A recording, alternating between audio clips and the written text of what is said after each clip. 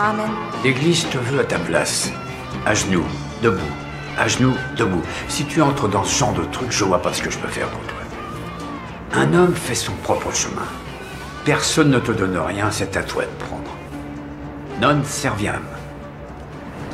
Quand on décide d'être quelque chose, on peut l'être.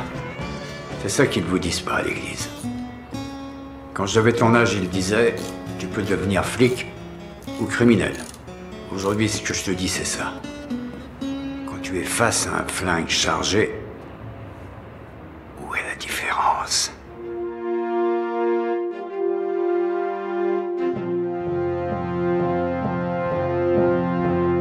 Hello there.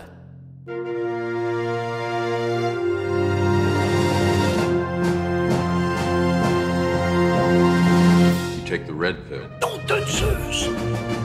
Wingardium Leviosa.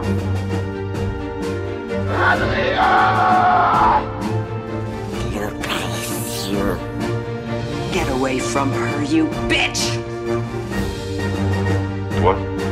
Too close?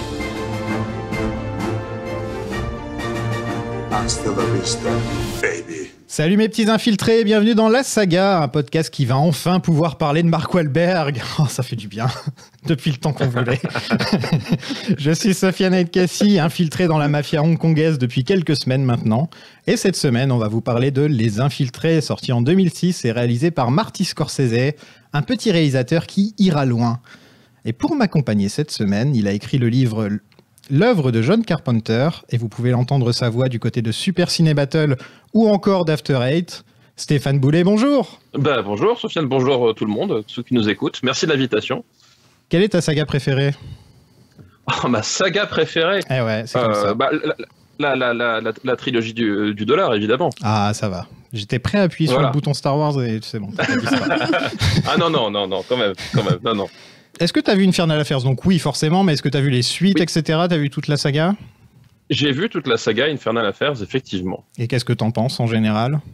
Bah écoute, j'en pense que j'adore Infernal Affairs, le premier film, parce que en plus c'était assez magique, parce que c'est un film que j'avais vu, un des tout premiers films que j'ai vu quand je suis arrivé sur Paris, puisque je suis pas parisien, je suis quelqu'un de bien moi, je viens de la province, et quand je suis arrivé sur Paris, le premier truc que je voulais faire, c'était justement aller au cinéma pour voir des films qu'on voyait pas chez moi, et c'était la programmation d'Infernal Affairs, et je m'étais pris une bonne claque au cinoche. Je suis moins fan des suites, j'ai un peu tendance à trouver que ce que raconte le 2, finalement, je m'en fous.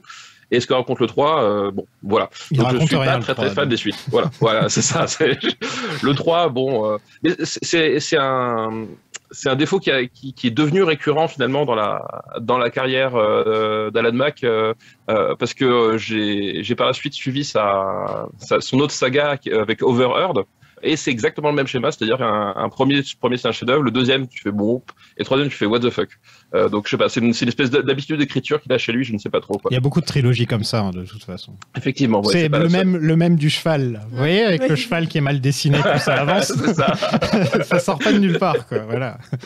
C'est ça exactement. Mais aujourd'hui, on va surtout parler du petit Martin Scorsese. Est-ce que tu es fan de Martin ? Oui, Martin Scorsese, enfin voilà, je pense que je me souviendrai toujours du jour où j'ai découvert Les Affranchis, quoi. Je mets la VHS dans le magnétoscope, je vois le film et je fais ok. Ouais. Puis voilà, ça m'a marqué à vie, quoi. C'est le film qui te fait te dire c'est ça de regarder MTV, tu vois, parce que c'est un clip non-stop, c'est que de la chanson. Il y a quasiment jamais de moment où il n'y a pas de musique dans ce film. Ça n'arrête jamais. C'est extrêmement musical, c'est vrai, tout à fait. De toute façon, on va en reparler dans Les Infiltrés aussi d'ailleurs. Et t'as un film préféré de lui en dehors des Affranchis ? Je vais pas être très original. Si je dois éliminer Les Affranchis, je dirais Casino. Voilà. Ah ok. Okay. Ouais, je suis pas très disruptif là-dessus. Hein. Le plus mauvais de la trilogie Mafia de Scorsese, ok, d'accord. Je ne relève pas. T'es chez toi, tu fais ce que tu veux, tu vois. Bon prince, voilà, je ne relève pas. Moi, je pense que c'est bien sûr Les Affranchis, hein, je vais pas mentir. En grand fan des Sopranos, forcément, j'aime Les Affranchis, je veux dire. Bah ouais. Mais il y a des petits films par-ci par-là que je redécouvre à tombeau ouvert ou After Hours, ou même Aviator, ou des films comme ça. À chaque fois qu'on redécouvre ces films, on se dit en fait, il fait que des bons films, quoi. Oui, globalement, c'est pas un manche. Hein. Ouais, il a vraiment une très bonne filmo, quoi. Ouais, tout à fait. Et enfin, elle est de retour parce qu'elle peut pas rater une occasion d'écouter les Dropkick Murphys et que les adaptations, c'est son dada en plus. C'est vrai. Coucou Océane. Coucou Sofiane, coucou Stéphane et coucou à tous. Et toi donc, Infernal Affairs, t'as vu le premier, c'est ça? J'ai juste vu le premier, pour être très honnête. Ouais. Que j'ai revu il y a 2 jours pour préparer cet épisode et c'est un film que j'aime bien et dont je trouve le remake vraiment passionnant au niveau du jeu des 7 différences. Je trouve que ce sont 2 films passionnants de manière très différente chacun. Ouais. Tu t'es jamais dit, tiens, je vais me faire les suites un jour? Non. Non, tu vois pas l'intérêt. Bah en fait, je trouve que c'est un film qui se tient très bien tout seul. Ouais, c'est ce qu'on se disait aussi quand on faisait les épisodes sur les suites. Ouais, c'est vrai. Voilà. Ouais. Tout le monde meurt dans le film, c'est un peu difficile de Bah c'est ça, et j'aime bien aussi j'aime bien l'aspect un peu définitif de la fin d'Infernal Affairs. C'est net, c'est propre, il n'y a pas de bavure. Voilà quoi. Enfin, si, il y a quelques bavures quand même, hein, si t'as bien suivi le film. Oui. Puis c'est pas très propre. C'est pas très propre non plus. Et toi, qu'est-ce que tu penses de l'ami Marty? Un de mes réalisateurs préférés, sans trop de surprise. En fait, Les Infiltrés, ça a été le premier film de Martin Scorsese que j'ai vu. Sérieux? Alors, j'avais 14 ans. Au ciné? Non, sur Canal+. Ah, ok. Ouais, on avait Canal+ avec mes parents à l'époque, et tout ce qui sortait au cinéma, je le rattrapais un an plus tard sur Canal+. Donc c'est comme ça, en fait, que je me suis formée vraiment une immense cinéphilie, c'est-à-dire que un samedi après-midi, à 16h, je pouvais regarder Le Nouveau Monde de Terrence Malick. Je comprenais rien, mais je trouvais ça tellement beau que j'ai adoré ce film à 13 ans, alors que c'était Pocahontas, mais version un peu plus mature et un peu plus réaliste, tu vois. Bah, y a pas d'âge, hein, parce que Les Affranchis, je l'ai découvert, j'avais 8 ou 9 ans. Ah ouais, non, là, c'est Casino, trop... 8 ou 9 ans aussi. Casino m'a plus choqué quand même, parce que... Ah bah, Casino, rien que le coup du stylo dans le cou... Et je crois que ce qui m'a le plus choqué, c'est quand il se fait tabasser dans le désert. Ouais. Avec son frère et tout. Je peux dire, quand t'as 8-9 ans et que tu regardes ça, tu fais, pourquoi je regarde ça, en fait? Ah ouais, mais c'est... Je devrais regarder les Goonies, plutôt. Oui, c'est ça. En fait, c'est de la merde, les Goonies. Donc. Ouais, je suis d'accord avec toi. Heureusement qu'il n'y a pas de Goonies 1, 2, 3, hein, sinon on ferait la saga et là je me ferais Tu me diras, ça serait peut-être l'inverse, c'est-à-dire que ça deviendrait intéressant au fur et à mesure des films, tu vois. On sait jamais. L'anti-saga. Et donc, t'as un film préféré de lui? Eh ben, comme Stéphane, Casino. Ah ouais? Ouais. Pour moi, le top 3, c'est Casino, Taxi Driver et Le Loup de Wall Street. Je suis pas très original, c'est très mainstream, mais j'assume totalement. C'est très masculin aussi. C'est très masculin, ouais. Ouais. C'est Scorsese en même temps. Ouais, c'est Scorsese. C'est Scorsese. Non, c'est vrai. Scorsese, c'est pas... De choper un film féminin dans un film de Scorsese, bon... New York, Alexander... New York. Alice n'est plus ici. Alice n'est plus ici. Ouais, c'est vrai que c'est une poignée. C'est vraiment... c'est les tout débuts de sa film. Bah, tu vois, dans Casino, il y a un personnage féminin très fort. Sharon Stone, qui a eu plein de récompenses grâce à ce rôle-là et tout ça. Son meilleur rôle, je pense. Oui. Ah oui, je suis totalement d'accord avec ça. C'est pas celui dans Catwoman, en tout cas. Je suis pas sûr. Faudrait que je revoie Catwoman. Ah, on n'est pas loin. Ouais, on n'est pas loin quand même. Non. On n'est pas loin. Quand même, il y a débat. Il y a débat. Toi, tu l'as découvert comme ça, et toi, tu l'as découvert comment, Stéphane? Moi, tout simplement, parce que j'avais un peu plus de 14 ans. Hein, c'est comme il y a un vrai fossé des générations. C'est que moi, simplement, quand j'en ai entendu parler, Scorsese va refaire Infernal Affairs. J'étais curieux, surtout qu'en plus, c'est une période de la filmographie de Scorsese qui est un peu particulière, là, le milieu des années 2000. La période DiCaprio. Voilà, on est en plein dans la période DiCaprio. On a quand même passé les années fastes, c'est-à-dire qu'on a passé Casino, etc. Il est sur des films où il fait plus vraiment ce qu'on attend de lui. Et voilà, À tombe ouverte, typiquement, c'est un film qui avait quand même surpris beaucoup de monde. Puis il avait fait juste derrière Kundum. Enfin voilà, c'était une période qui était un peu étrange. Donc j'étais curieux quand même de voir Scorsese reprendre cette histoire-là, surtout sur un film que j'avais adoré. Et bon, je partais pas forcément très confiant parce que, comme beaucoup de gens, quand il y a un film que t'aimes beaucoup et qu'il y a quelqu'un qui le refait derrière, généralement le premier réflexe c'est de se dire ah non mais laisse tomber, j'ai pas envie de voir ça quoi. Et je partais un peu les reculons, mais je suis quand même allé au cinéma la première semaine pour découvrir le truc, et puis le reste appartient à l'histoire, comme on dit. C'est le premier remake dont on va parler dans le podcast, si je me trompe pas. Oui, non, c'est possible. Ouais, il n'y a pas eu de remake de Rocky, à ce que je sache. Dommage. Non, je déconne, pas dommage. Qui d'autre que Stallone pour jouer Rocky, quoi, ce serait triste. Alors un remake de Rocky, on en a quand même eu à moitié avec Creed. Hein. Oui, c'est vrai. Ouais, mais tu vois, ça continue encore l'histoire du personnage, donc c'est oui, un ça continue l'histoire du personnage, mais c'est plus un... c'est un soft reboot, mais en termes de structure et tout, c'est quand même. Ça ressemble beaucoup. Même si les personnages sont très différents, mine de rien, quand même. Il y a une grosse différence de personnages. Le personnage, c'est effectivement. Rocky, mais avec un personnage qui est à l'opposé de Rocky, quoi. Voilà. C'est ça, exactement. Et mais c'est vrai que sinon, quand vous pensez à des grandes sagas comme ça, c'est quoi vos remakes préférés de grands films de saga comme ça? C'est pas La Planète des Singes, j'imagine? Non, c'est pas La Planète des Singes, ça c'est sûr. Remake de saga, alors je vais tricher, mais The Thing. The Thing, puisque... Mais c'est pas une saga, The Thing. C'est pas une saga, mais c'est une trilogie thématique. Alors, si tu veux, voilà. La Mouche Donc, de voilà, Cronenberg. La Mouche de Cronenberg, ouais. Ah, c'est pas original, La Mouche? Le Cronenberg, non. non. C'est une adaptation, c'est un remake, ouais. Okay. Là-bas, c'est un film des années bouquin 50, qui a été adapté aux années 50. Et je crois qu'ils avaient fait des suites en plus à La Mouche de Cronenberg. Il y a eu des suites. Qui étaient vraiment dégueulasses. Il y a eu des suites au film de Cronenberg et il y a eu des suites au film d'origine, en fait. Hein. Il y a eu, je crois, 3 ou 4 films dans les années 50 ou 60, je sais plus. Ah ouais, c'est une grosse saga. Exactement. Ah bah attends, On doit en parler dans le coup. Patreon, d'ailleurs. Parce que j'ai proposé plusieurs films à voter pour les épisodes bonus du Patreon. Et il y avait La Mouche dedans, puisque Jeff Goldblum, plus le côté un peu science-fiction, pareil que Jurassic tourne Park. mal. Et pour l'instant, c'est en train de gagner dans les sondages. Hein. On va sûrement parler de La Mouche, je pense. Film que j'ai pas vu depuis que j'étais tout petit et qui m'avait un peu traumatisé. Donc, Oui, pareil. Oui, c'était pas une bonne chose. oui. Ouais.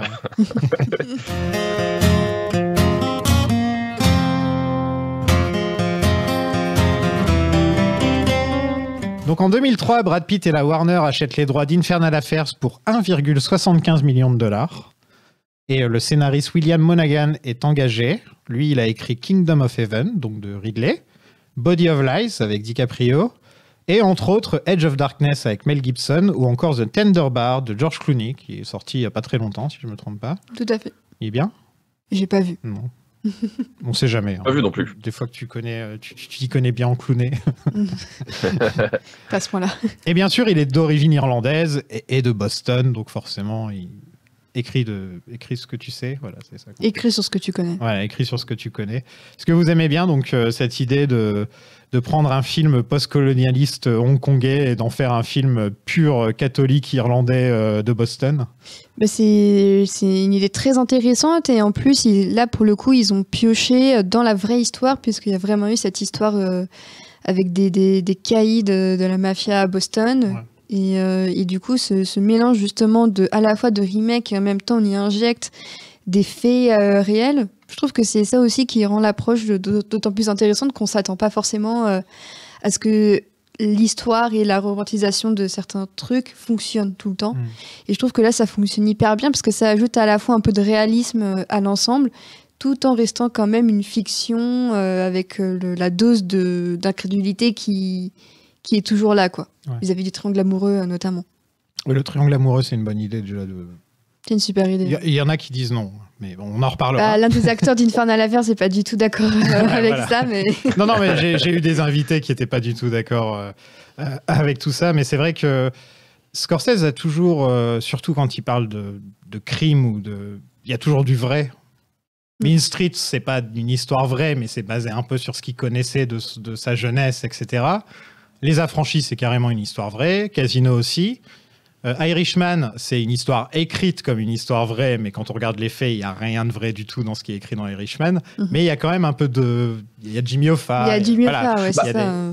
Irishman, voilà, t'as une légende américaine, en fait, voilà, qui est réinterprétée finalement avec un prisme différent. Ouais. Oui, donc là, c'est un peu ce qu'il fait aussi avec Les Infiltrés. Il prend l'histoire vraie et on fait quelque chose d'autre. Bon, après, c'est vrai qu'on perd le côté double identité qu'il peut y avoir avec le film hongkongais, où là, c'est vraiment...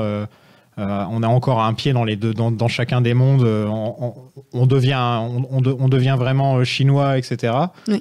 Là, il n'y a plus vraiment ça, quoi. Là, c'est plus les quartiers chauds contre les quartiers riches vis-à-vis du personnage de DiCaprio. C'est plus une lutte des classes, en fin de compte, qui s'installe. Puis c'est quand même intéressant de voir qu'on connaît la communauté irlandaise qui a immigré aux États-Unis, la communauté WASP. Et c'est quand même intéressant de voir qu'il y a quand même un sentiment de Boston, c'est quand même une ville très à part aux États-Unis. La communauté irlandaise, c'est encore aussi... c'est quelque chose de particulier aux États-Unis. Donc, j'ai trouvé ça intéressant qu'ils placent ça dans cette ville plutôt que Los Angeles ou Chicago, où t'as pas ce... Quand tu penses à Boston, moi, à chaque fois que je pense à Boston, et même avant Les Infiltrés, moi, je pensais à la communauté irlandaise, tu vois. Je sais que c'est vraiment quelque chose qui est hyper ancré à cette ville-là, quoi. Moi, je pense à Mark Wahlberg. Ouais. Et ensuite, je pense à Matt Damon et Ben Affleck. Ouais. Et, Ouais, c'est ce que je ça. veux dire, et Ben Affleck, ouais. Voilà. Et au Celtics quand même, mince quoi. Ouais, Oui, aux Celtics aussi.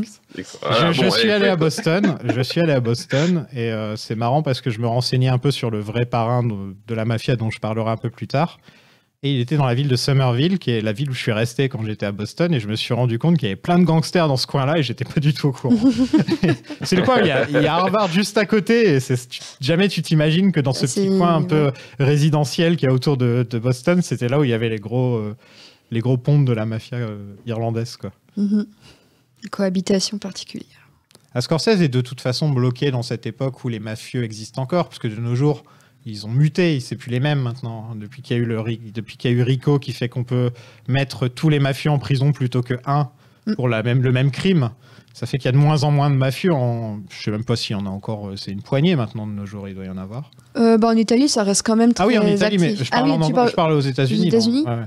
Oh, je serais pas étonnée que ça continue, mais que c'est peut-être moins documenté qu'on. Je pense que c'est peut-être qu'auparavant. plus les jeux en ligne et les trucs comme ça. Oui, c'est ça, c'est les marchés noirs. Oui, tout ça. ils ont peut-être effectivement migré sur d'autres Les sur NFT. d'autres marchés, puis ils sont peut-être voilà, oui, ou les NFT effectivement.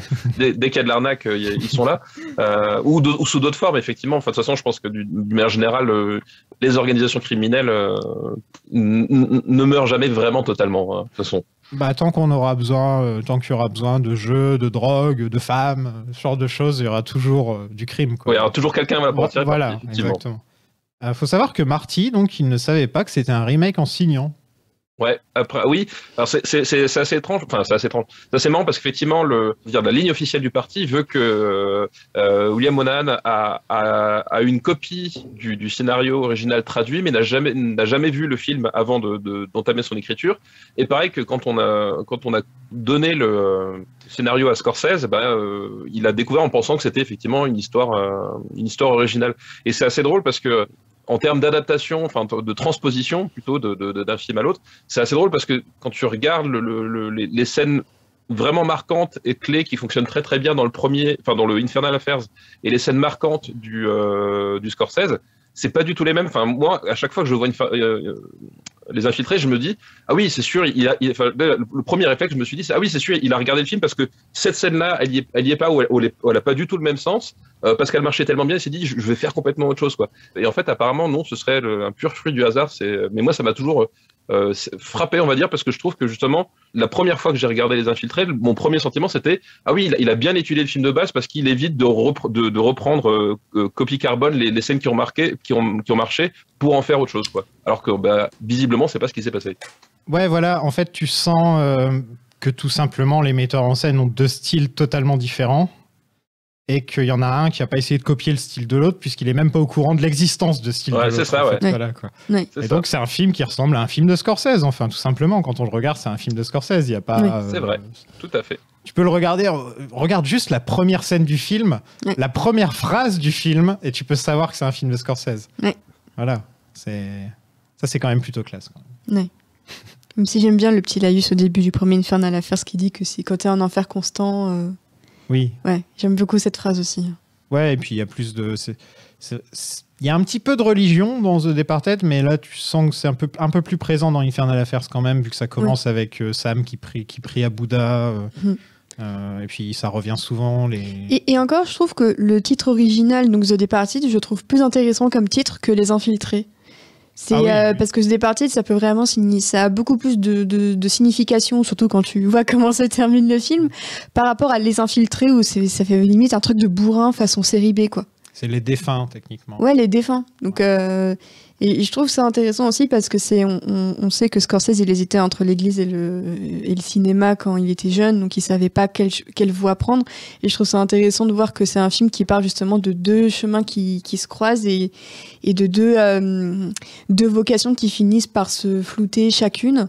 Et on voit à quel point le thème de la religion est crucial dans la filmo de Scorsese, à quel point ça forge aussi une partie de l'identité de son cinéma. Bah, on dit tout le temps les films de mafia de Scorsese, etc. Mais au final, je pense qu'il a plus fait de films religieux que de films de mafia, quoi. Oui. Il a même fait un film sur Jésus, quand même, je veux dire. Ouais. Il a même fait un film sur Jésus, effectivement. Ouais, oui. Ouais. Ouais.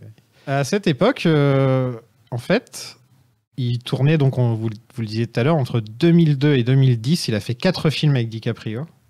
Donc Gangs of New York, Aviator, Departed et Shutter Island. Est-ce que vous avez un préféré, vous, dans les 4 ? The Departed. Ouais. Moi, c'est Aviator. Tout simplement, ouais. J'adore Aviator. Aviator, depuis que je l'ai vu au ciné, je suis complètement amoureux de ce film. Je sais pas pour moi, c'est The Departed et Aviator très en tête, et Gangs of New York et Shutter Island, c'est un rejet complet de ma part. C'est très, très rare dans la filmo de Scorsese que je rejette à ce point 2 films comme ça, mais ces 2-là, je n'y arrive vraiment pas. Moi, Shutter Island, j'ai du mal, ouais. Ah ouais. Gangs of New York, c'est plus un exercice de style. Moi, c'est plus ce rythme aussi, et voilà, donc ça arrive à n'importe. Puis il y a Daniel Day-Lewis qui se fait plaisir. Donc, Shutter Island, je trouve qu'il y a un truc très intéressant qui faisait déjà sur les nerfs à vif. C'est-à-dire que c'est Scorsese qui fait du De Palma, en fait. Shutter Island, je trouve. Et moi, c'est un aspect qui forcément me séduit énormément parce que j'adore Brian De Palma par-dessus tout. Et je trouve qu'il y a toujours un truc très étrange dans ce film-là et dans les nerfs à vif, en fait. Je trouve que c'est les 2 plus De Palmesque, on va dire, film de Scorsese, et ça leur donne à chaque fois une tonalité très très bizarre, jamais complètement aboutie. Tu sens qu'il n'est pas aussi à l'aise que dans des films comme Taxi Driver ou des choses comme ça. Et en même temps, il y a parfois des espèces de fulgurances un peu cheloues dedans, et j'aime bien voir ça chez lui. Donc voilà, j'ai une certaine affection, même si effectivement, bon, le Shutter Island, le film a ses soucis aussi, quoi. Donc De Palma fait tout le temps du Hitchcock, et là c'est Scorsese qui fait du De Palma. Donc est-ce que c'est Scorsese qui fait du Hitchcock ? Vous avez 2 heures. C'est ça. À ce degré de dilution, c'est vrai que ça devient difficile, voilà, de s'y retrouver. Donc ouais, Brad Pitt devait produire, mais aussi jouer dans le film. Il devait jouer le rôle incarné par Matt Damon, mais il se trouvait un peu trop vieux pour le rôle, donc finalement il ne l'a pas fait. Et je crois qu'il a fait le film d'Andy Iñárritu à la place. Il a fait Babel, si je me trompe. Bon, ça va. Ouais. Bon film aussi, je trouve. On ne parle pas d'Iñárritu dans ce podcast. Il n'a pas fait de saga en même temps. C'est vrai. Ça aurait été drôle. Comment il se venant de 2. Non, avec l'ours qui revient. Ouais, l'ours qui revient. Il vient finir le boulot. Pacino était le premier choix pour jouer Costello, mais il a refusé. Mais qu'est-ce qu'il faisait en 2006 Il faisait quoi en 2006? Il faisait de la merde en plus, non? Il faisait... Alors, je crois il faisait la loi et l'ordre, non? Un truc comme ça. Non, ouais, je crois que Pacino en 2006, c'était les années compliquées quand même. Ah oui. C'était pas Simone et les trucs comme ça? Simone, c'était un peu plus tôt. Hein. C'était plutôt Simone, ouais. Bah, c'est vrai que Pacino, il y a une période dans sa carrière où c'était un peu... Là, il a son petit comeback avec Irishman, avec Once Upon a Time in Hollywood et tout, mais sinon, c'était difficile. Tu vois, la loi et l'ordre est 88 minutes, c'était 2008, donc on n'est pas si loin. Ouais. 2007 à 2008, tu vois, et c'est des putains de croûtes, hein, quand même. Ouais, c'était vraiment les années compliquées pour Pacino. C'est celui avec De Niro? Ouais. Oh là là, avec 50 Cent, là? Oh ouais, c'était ça. Ouais, c'est ça. Rachel's Kill Donc, techniquement, il y a une trilogie Pacino. Il y a même 4 films Pacino De Niro. Ouais. Et il y en a 3 qui sont quand même plutôt qualitatifs. Et il y a celui-là au milieu, là, comme ça, qui sort un peu, quoi, qui ressort un peu du lot. Il y en a un peu plus compliqué. Ouais, voilà. Il a fallu convaincre Nicholson d'accepter, et quand je lis cette phrase, je me dis, il a dû demander beaucoup d'argent. Quand on dit il faut convaincre Nicholson d'accepter, c'est qu'il faut sortir le chèque. Surtout pour Scorsese, quoi. Ouais. C'est la première fois qu'ils ont... Ouais, ils ont jamais bossé ensemble, sinon. Non, ils ont jamais bossé ensemble, c'était la première fois. Ouais. Pourtant, ça se marie bien, les deux. Bah, en fait, sur le papier, ça semble être une évidence. Ouais. Mais ça se voit, en plus que c'est une évidence. Une fois que tu les vois... Mais il est comme un poisson dans l'eau. Hein. Bah, Nicholson, il se fait plaisir. Et tu sens qu'en plus, il le laisse improviser à fond, quoi. Enfin, ça se ressent quand tu regardes le film, quoi. Tout à fait. Et justement, le rôle de... En fait, Sam, hein, le méchant, le gangster dans Infernal Affairs, a un beaucoup plus petit rôle que Nicholson dans le film, au final. Oui. Et ça, c'est parce que, justement, ils ont signé Nicholson, et donc ils ont fait grandir son rôle. Ils ont agrandi son rôle un petit peu pour... Quant à Nicholson, c'est un peu ça. Et j'imagine que c'était aussi comme ça qu'ils ont dû le convaincre. Il a dit, je veux de l'argent, et en plus, je veux un plus grand rôle.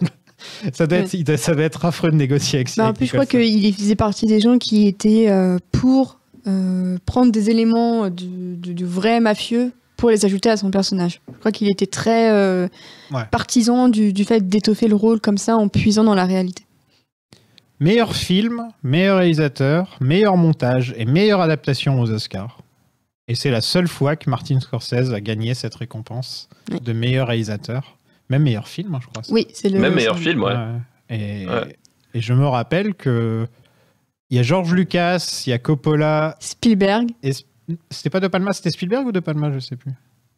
Ah, j'ai un doute. Je crois que c'était Spielberg, ça devait être Spielberg. Ouais. De Palma, je le vois pas trop se pointer comme ça. Et quand tu les vois se pointer pour meilleur réalisateur, tu fais bon, bah c'est bon, c'est Martin, quoi. Ouais. Je me rappelle. Vous avez pas trop de Spock, hein. Vraiment, voilà, quoi. Et surtout, c'était drôle, c'est qu'ils sont tous pointés parce qu'ils avaient chacun gagné un Oscar. Et dans le tas, George Lucas n'avait pas d'Oscar. Et donc, c'était marrant. Lui, ils disent bon, bah, on a tous gagné un Oscar ici. Et à Lucas qui fait bah non, moi, j'ai pas d'Oscar. En même temps, ouais, ça aurait été drôle de voir George Lucas gagner un Oscar de meilleur réalisateur Oui, malheureusement. pour l'Attaque des clones.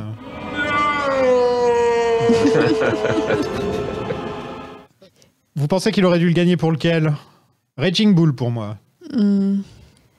J'hésite entre Casino. Honnêtement, Casino. Mais Casino, personne ne l'aime aux États-Unis, vous vous en rendez compte? Mais on s'en fout. On va le défendre. Il n'est pas super bien reçu par la critique aux États-Unis. Hein. C'est un peu considéré comme un affranchi réchauffé, en fait, quoi. Décongelé, tu vois. Mais tellement pas. Ouais. Ou même plus récemment, je trouve que Loup Wall Street avait une bonne étoffe de gagnant. Ouais, Raging Bull avait effectivement un bon profil quand même. Quand même. Ouais, quand même à l'époque, même si c'est pas mon Scorsese préféré, mais oui, c'est un peu incompressible. Enfin, même Taxi Driver, enfin putain, c'est quoi, c'est 75? En 1975, t'as ça qui t'arrive dans la gueule, je comprends même pas comment tu choisis n'importe quel autre film en fait. En fait, ça a gagné la Palme d'or. Oui, c'est la Palme d'or. Oui. C'était plus le genre de film qui se fait récompenser la Palme d'or que l'Oscar. Ouais, je suis totalement d'accord. C'est pas un film à Oscar. Mais c'est pour ça que je disais Raging Bull, parce que pour moi, il y a un côté vraiment oscarisé, quoi. Aviator, du coup, on l'a même dit. Aviator aussi. Kate Blanchett avait gagné un Oscar pour Aviator. Ouais. Il est bien, Aviator. Je suis la seule personne à le dire, mais je le dis. Moi, ça va, je l'aime bien. Un budget de 90 millions, c'est quand même pas mal. Hein, et la moitié pour le salaire des acteurs. Et c'est ce que j'allais dire. Ouais. La moitié du budget de 90 millions est parti dans le salaire des acteurs. Ça valait le coup quand même. Ça valait le coup. C'est pas souvent que tu peux réunir un casting comme ça, quoi. Ouais. Voilà, parce que, globalement, effectivement, ça valait le coup quand tu vois le résultat, quoi. Ouais. Écoute, voilà, c'est de l'argent bien investi. Et au box-office, ça a fait 290 millions. Donc rentable. Ouais, carrément rentable même. 200 millions de plus. Faut voir les frais de publicité, parce qu'après la campagne des Oscars, je pense pas que ça a été gratuit, tu vois. Ah, mais je pense que pour un film comme ça, un polar, tu vois, c'est quand même un bon gros score au final. Hein. Ah, c'est un très bon score. C'est pas comme la présidentielle, si tu gagnes, c'est remboursé, non? Il n'y a pas une histoire comme ça. Faudrait que Valérie Pécresse elle fasse des films, du coup. C'est bien, vous venez de dater le podcast. Vous êtes en train de dater le podcast. Dans 5 ans, les gens vont l'écouter en disant c'est qui Valérie Pécresse? Alors je pense que techniquement, même dans 2 semaines, les gens l'écoutent, ils se disent mais c'est qui Valérie Pécresse? Bon, je propose qu'on passe au film. Allez. Produit de mon environnement, je veux que mon environnement soit mon produit. Et ça, c'est quand même super classe. Avec Gimme Shelter des Stones qui passe en fond. Oui. Comme je disais tout à l'heure, tu sais que t'es dans un film de Scorsese dès le début. Je l'ai vu au cinéma, j'ai fait oh putain, il est cool ce mec. il sait tellement bien rendre cool. Enfin, ça c'est un problème qu'il y a avec Scorsese pour beaucoup de gens, c'est qu'il rend cool les ordures d'une certaine manière, quoi. Et là, par exemple, il te filme Nicholson dans l'ombre pendant tout le début du film. Il est filmé dans l'ombre. Et quand il sort enfin avec la tête de Nicholson là comme ça. Ouais. Il iconise le mec alors que c'est un raciste, sexiste, meurtrier. Il se promène avec une main. Oui. C'est justement la force de Scorsese, c'est la force des affranchis, c'est qu'en fait, tu commences par rentrer le prisme de la fascination, c'est-à-dire que tu passes tout le film à être fasciné par ces personnages qui sont effectivement plus grands que nature, extrêmement libres, présentés de façon extrêmement cool avec une bande son mortelle, et tu comprends pourquoi est-ce que finalement justement au début des affranchis, pourquoi est-ce qu'à un moment donné l'une des premières phases c'est j'ai toujours rêvé d'être un gangster. Bah oui, parce que justement c'est la première image qu'on a de ces gens-là. Pareil, le personnage donc de Costello joué par Nicholson, il a cette espèce d'aura, de magnétisme, de charisme, et ça il l'exploite. Mais ce qu'il y a toujours dans le cinéma Scorsese, c'est qu'en fait, au bout d'un moment, t'as la descente aux enfers et en fait t'as l'espèce de retour à la réalité, la descente de Speed. Tu te rends compte qu'en fait derrière le côté ultra fascinant, ultra charismatique, ultra séducteur de la chose, il y a un véritable enfer qui est derrière. Et en fait, Et une fois de plus, les infiltrés racontent ça aussi. Et c'est ça que je trouve fascinant, c'est que justement, tu arrives et tu peux comprendre, dire oui, effectivement, ce type-là, il a l'air trop cool, il a l'air machin. Puis au bout d'un moment, tu fais, il est un petit peu dangereux, mais bon, ça, il est carrément craignos. Ah non, mais là, non, là, ça va plus, là. Et voilà. Et c'est ça le truc de Scorsese, c'est que tu as cette espèce de piège dans lequel tu t'enfermes, en fait. Il y a un truc qui est souvent dit, c'est que le Parrain glamourisait les gangsters avec cette histoire de famille. Ils sont tous en costume avec les pneus papes, enfin les vieilles voitures. Ils font des réunions. Les chefs de la mafia qui sont sur la grande table. Enfin, il y a un côté assez classe dans le Parrain. Puis on redescend d'un cran où les affranchis, on te montre qu'en fait c'est un peu des mecs normaux, quoi. Ils sont souvent mangent les pattes de leur mère. Ils sont souvent très cons, ils sont souvent très violents. C'est pas des mecs très intelligents comme c'est pas comme Vito Corleone qui est très intelligent, enfin calculateur. Michael aussi est très calculateur, intelligent. Là, c'est juste des mecs qui réagissent.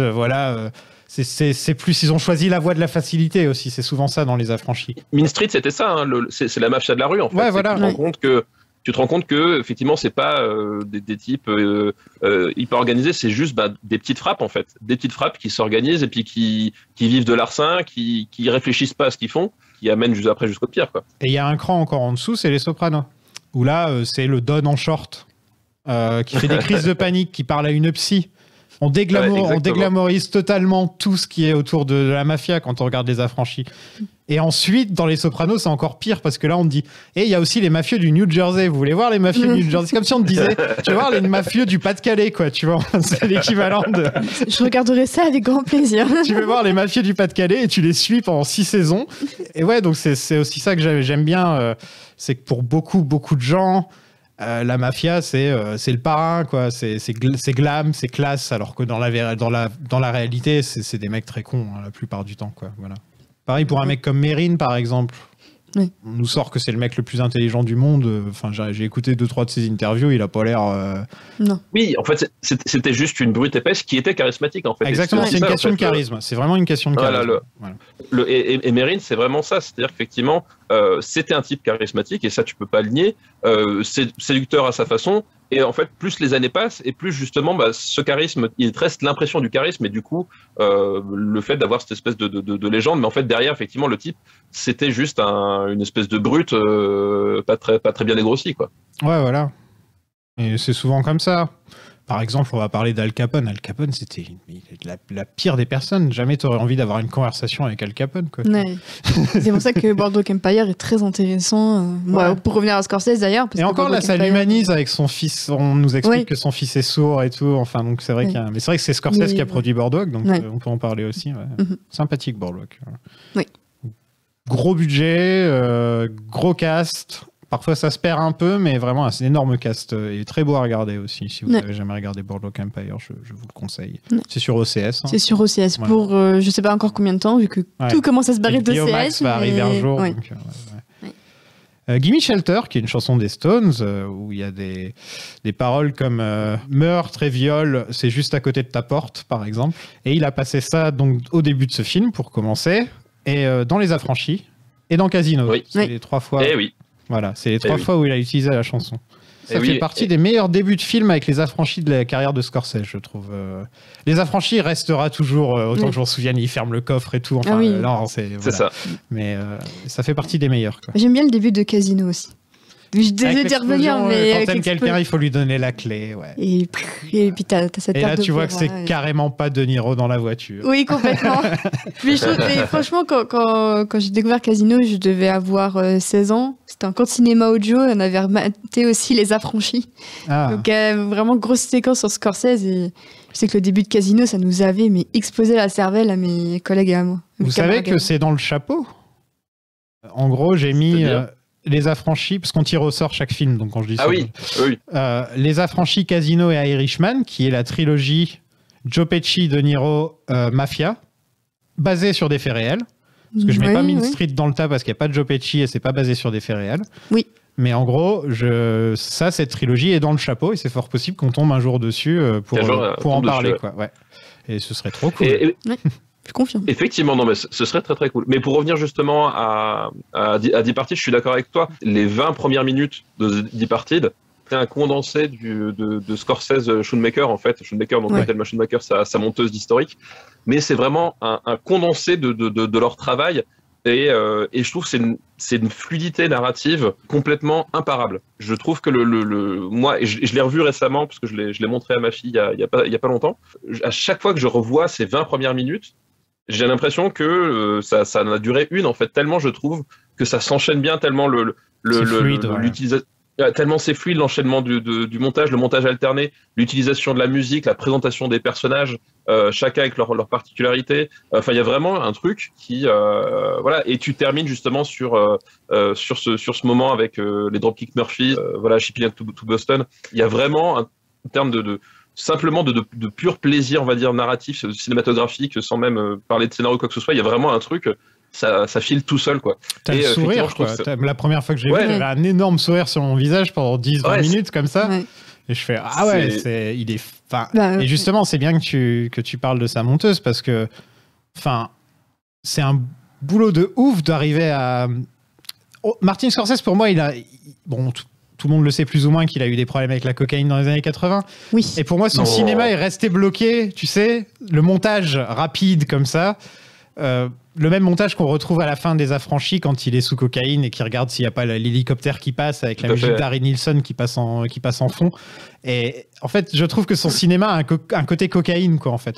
Surtout, par exemple, À tombeau ouvert. À tombeau ouvert, c'est un film complètement cocaïné, quoi. Enfin, on peut pas faire plus cocaïné que ce film. Et là, par exemple, le personnage de Billy DiCaprio, on peut croire que comme DiCaprio le joue comme s'il était toujours en train d'avoir une crise d'angoisse, on dirait. Oui. Mais on dirait un petit peu aussi le mec qui est sous drogue et qui dort pas, quoi, à cause de ça.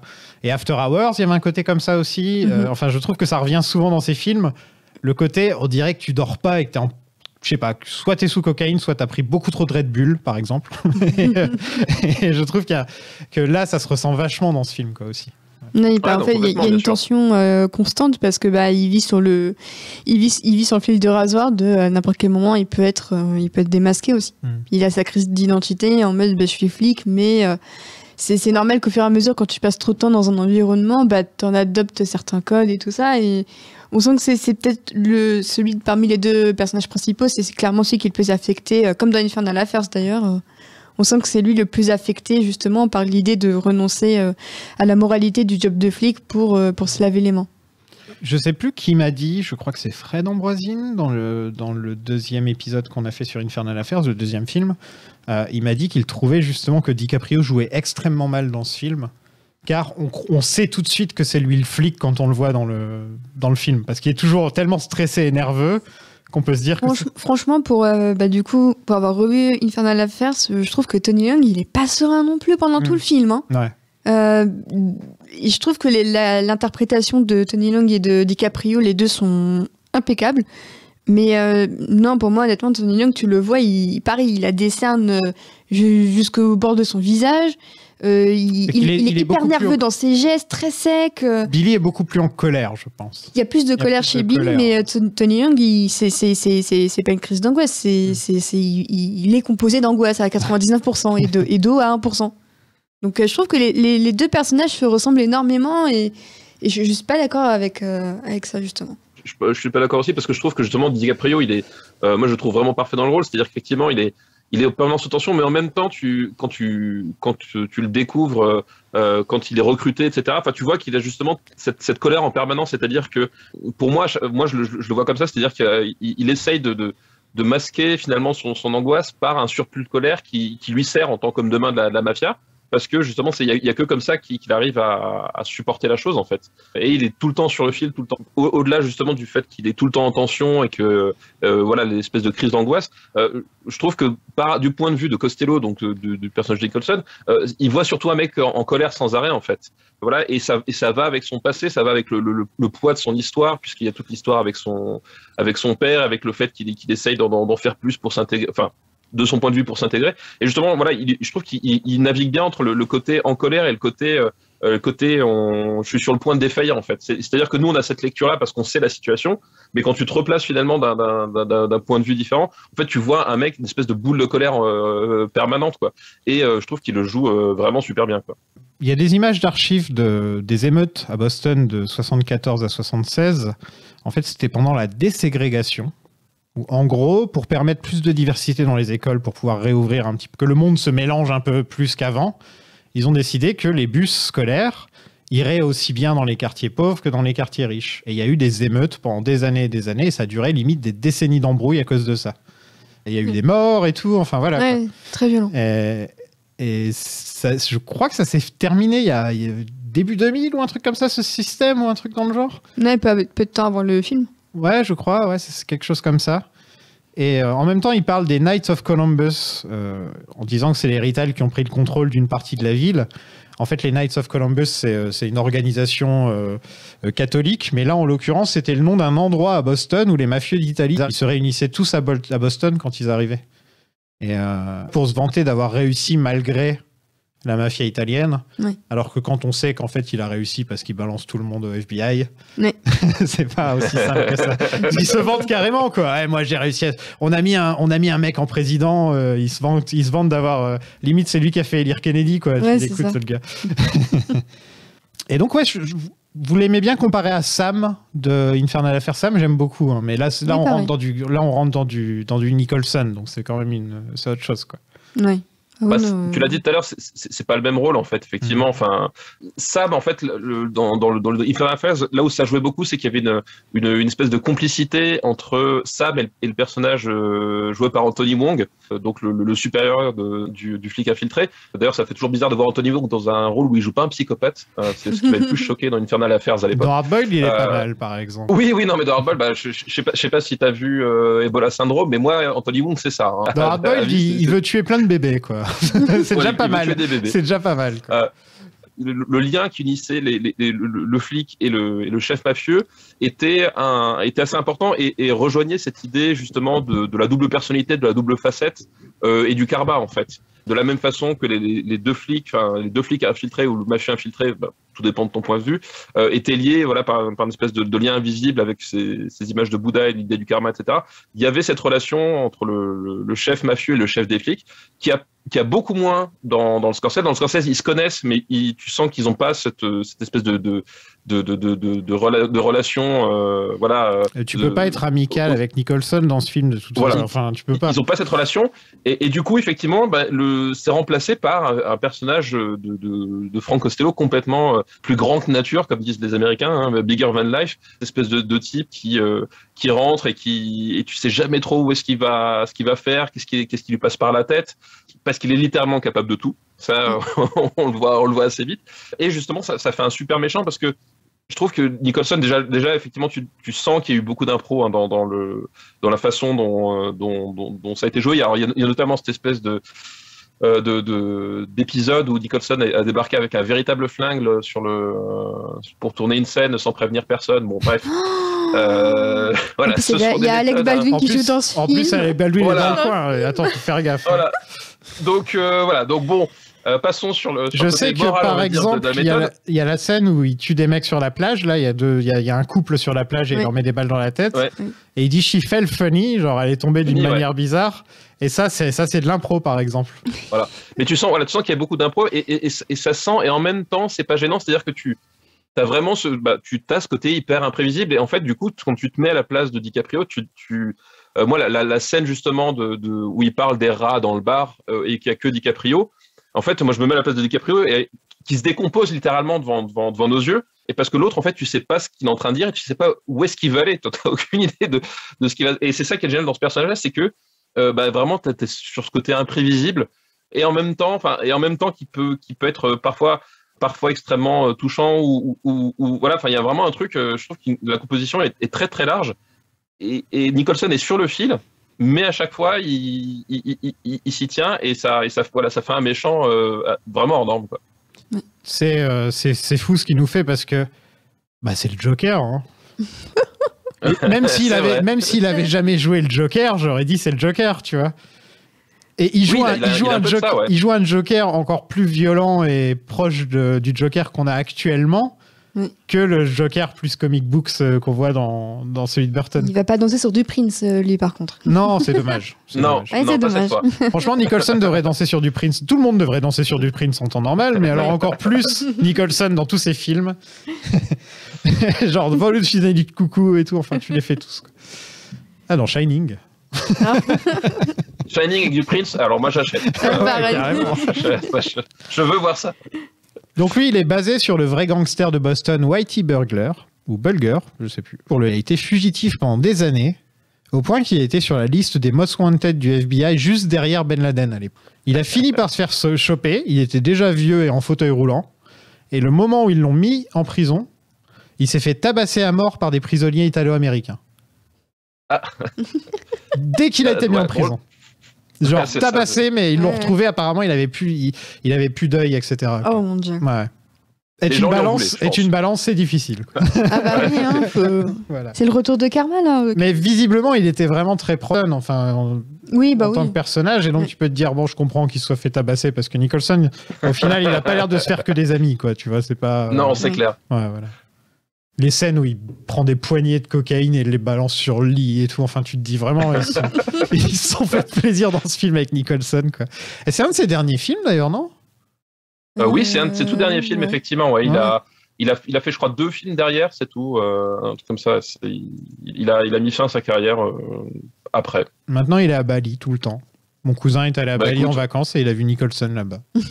À sa place, franchement, est-ce qu'on ferait différemment? Je suis pas Bah, sûr. Et il l'a croisé genre 2 ou 3 ans d'affilée. Et la dernière fois, Nicholson il fait « Hey, Big Nose !» Parce que mon cousin a un très grand nez. Et il me raconte ça, mon cousin, et je fais « Mais tu te fous de ma gueule. Et Jack Nicholson ne t'a pas appelé Big Nose, ok? C'est impossible, je ne veux pas y croire, je te laisse. Ça, c'est un surnom d'un mec qui pourrait jouer dans un film de Scorsese. Big Oui, Nose. c'est clair. Ouais. » Il y avait Johnny 2 fois, il y avait Big Nose, Jimmy Big Nose. Je ne veux pas être le produit de mon environnement. Je veux que mon environnement soit mon produit à moi. Il y a des années, nous avions l'Église. Une façon comme une autre de dire que nous nous avions les uns les autres. Et maintenant, je sais pas, c'est très étrange. Ça vous met la haine au cœur. Colin s'entraîne pour devenir flic infiltré.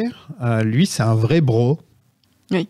Genre le bostonien, mais bro, quoi. De ouf. Ouais, le mec qui sort de l'université, qui mate le cul des filles, qui fait des concours de ski à la plus grande avec ses potes. Ouais, mais c'est pour ça que je trouve que Brad Pitt, j'arrive pas à l'imaginer en bostonien. Là où Matt Damon... Bah, il est né, là, comme ça, ouais. voilà. Ouais, Matt Damon, oui, je trouve déjà ça plus crédible que Brad Pitt. Je pense que Affleck en DiCaprio aurait pas été mauvais. Ah, il n'aurait pas été aussi bon. Non, Mais parce que c'est pas Léo non le plus. budget mâchoire serrée aurait été là, on est d'accord. Mais non, bon. Bien quand tu dis budget mâchoire serrée, mais quand il est en Batman, il arrive pas à fermer la bouche. Bah justement, elle est trop serrée sa Trop serré, mâchoire. c'est pour ça. Je trouve que c'est peut-être le meilleur rôle de Matt Damon. Alors, je sais pas si c'est son Il est meilleur rôle, tête mais en à tout cas, moi, je le claque, trouve- il est C'est ça. vraiment... Il est parfait. En fait, il est Ouais. parfait. Et là, Oui, oui. là, je trouve Oui. c'est sur ce point-là où je trouve The Departed un peu supérieur à Infernal Affairs, c'est-à-dire que je trouve le personnage de Matt Damon plus marquant que le personnage d'Andy Lau, en fait. Ouais. Je trouve qu'il a vraiment un truc, et c'est dur de détester Matt Damon, en fait. Hein. Honnêtement, c'est Matt Damon, tu vois. C'est pas un des Jason acteurs les Bourne. plus appréciés du monde, hein. Non, mais je trouve qu'il a un côté gendre de bonne famille dans les Ocean's 11, dans les trucs comme ça. Il y a un côté, il y a ce côté-là. Et alors, je trouve que là, il est vraiment parfait dans ce rôle de pure tête à claque. Il a l'assurance. C'est-à-dire que tu vois les scènes au restaurant quand il drague, etc. Il a l'assurance du mec. Il a le côté puant. Le petit sourire de coin, là. Le petit sourire en coin permanent. En plus, il a la réussite, c'est-à-dire qu'effectivement, comme il joue sur les 2 tableaux, lui, il est du bon côté, en fait, finalement, des infiltrés. Son rôle est plus facile que celui de Il a la DiCaprio, belle parce vie, lui. qu'effectivement, Ouais. lui, il a la belle vie. Et en fait, ouais, il a vraiment, tu construis cette espèce de montagne de haine autour de lui, et je trouve qu'il le joue à la perfection. Et même justement quand il est face à une difficulté, quand il est une difficulté par rapport à sa femme, par rapport à son rôle, etc. Il a toujours à chaque fois la pire réaction d'un point de vue humaine, mais en même temps la plus pertinente d'un point de vue du chacal qu'il est en fait. Tu dis mets pas tes photos dans mon appart, enfin tu vois, alors que justement DiCaprio juste après remet tu sens le bon gars qui fait vous étiez mignonne quand vous étiez petite, alors que l'autre c'est genre c'est toi, je veux pas voir ça quoi. Ça. Et Matt Damon est vraiment, je trouve qu'il est vraiment parfait dans ce rôle-là. On le dit pas assez, on parle plus de DiCaprio, de Nicholson, alors que je trouve que Matt Damon là c'est en le revoyant, je fais mais en fait c'est le rôle peut-être le plus ingrat du film. C'est le rôle le plus ingrat, le plus discret parce que il fait moins, il est moins exubérant que les autres, il s'exprime moins. C'est ça, il est moins exubérant. Voilà. Ouais. C'est en voyant finalement en fait Matt Damon à qui tout réussit. Il a la nana, il a l'appart, il a le bénéfice d'être le truand et en même temps le bénéfice d'être le flic. C'est en voyant ça finalement que tu construis aussi ton empathie pour le personnage de DiCaprio, c'est-à-dire que cette espèce d'effet miroir là complètement fait que du coup, sans t'en apercevoir, tu as encore plus d'empathie et de volonté que DiCaprio s'en sorte, parce que lui en fait c'est l'injustice incarnée quoi. Ce type-là c'est l'incarnation de l'injustice et t'as envie de lui foutre des baffes tout le long du film et il fait ça à la perfection. Et en plus tu sens qu'il prend du plaisir à jouer ce personnage. Vraiment, il y a un côté jubilatoire d'être là, d'être le petit con de service quoi. Il devrait être plus souvent méchant dans les films. Mais c'est ce que j'allais dire. Il est bien dans Interstellar par exemple, où il joue plus ou moins un méchant aussi. Oui. Mais ça revient pas souvent le Matt Damon méchant. The Last Duel, pareil, c'est un peu la ligne grise. Ouais, je l'ai pas vu celui-là. Il est très très bien Damon dedans. Et Affleck aussi est très bien. Voilà. Mais ouais, c'est vrai qu'il pourrait jouer une belle ordure de temps en temps. Voilà. Ouais, il pourrait très bien le faire, tout à fait. Ouais. Un méchant dans le MCU. Il joue déjà dans le MCU de toute façon. Oui, et en plus il joue un gentil. Ouais. Il joue Thor, non? Il joue qui? Il joue Loki. Il joue Loki. Loki dans la pièce de théâtre, c'est ça. Ouais, et il revient pour le 4, si j'ai bien compris. Spoilers. Bah non, il y avait des photos de tournage qui... Non, mais c'est une photo de tournage, c'est un spoiler. Bah oui, mais bon. Non, mais je crois que ça avait quand même été annoncé par les plus grands sites et tout. Mauvais podcast, de toute façon. Mauvais podcast. Fini l'école. Merci, Franck. Tu l'as mérité.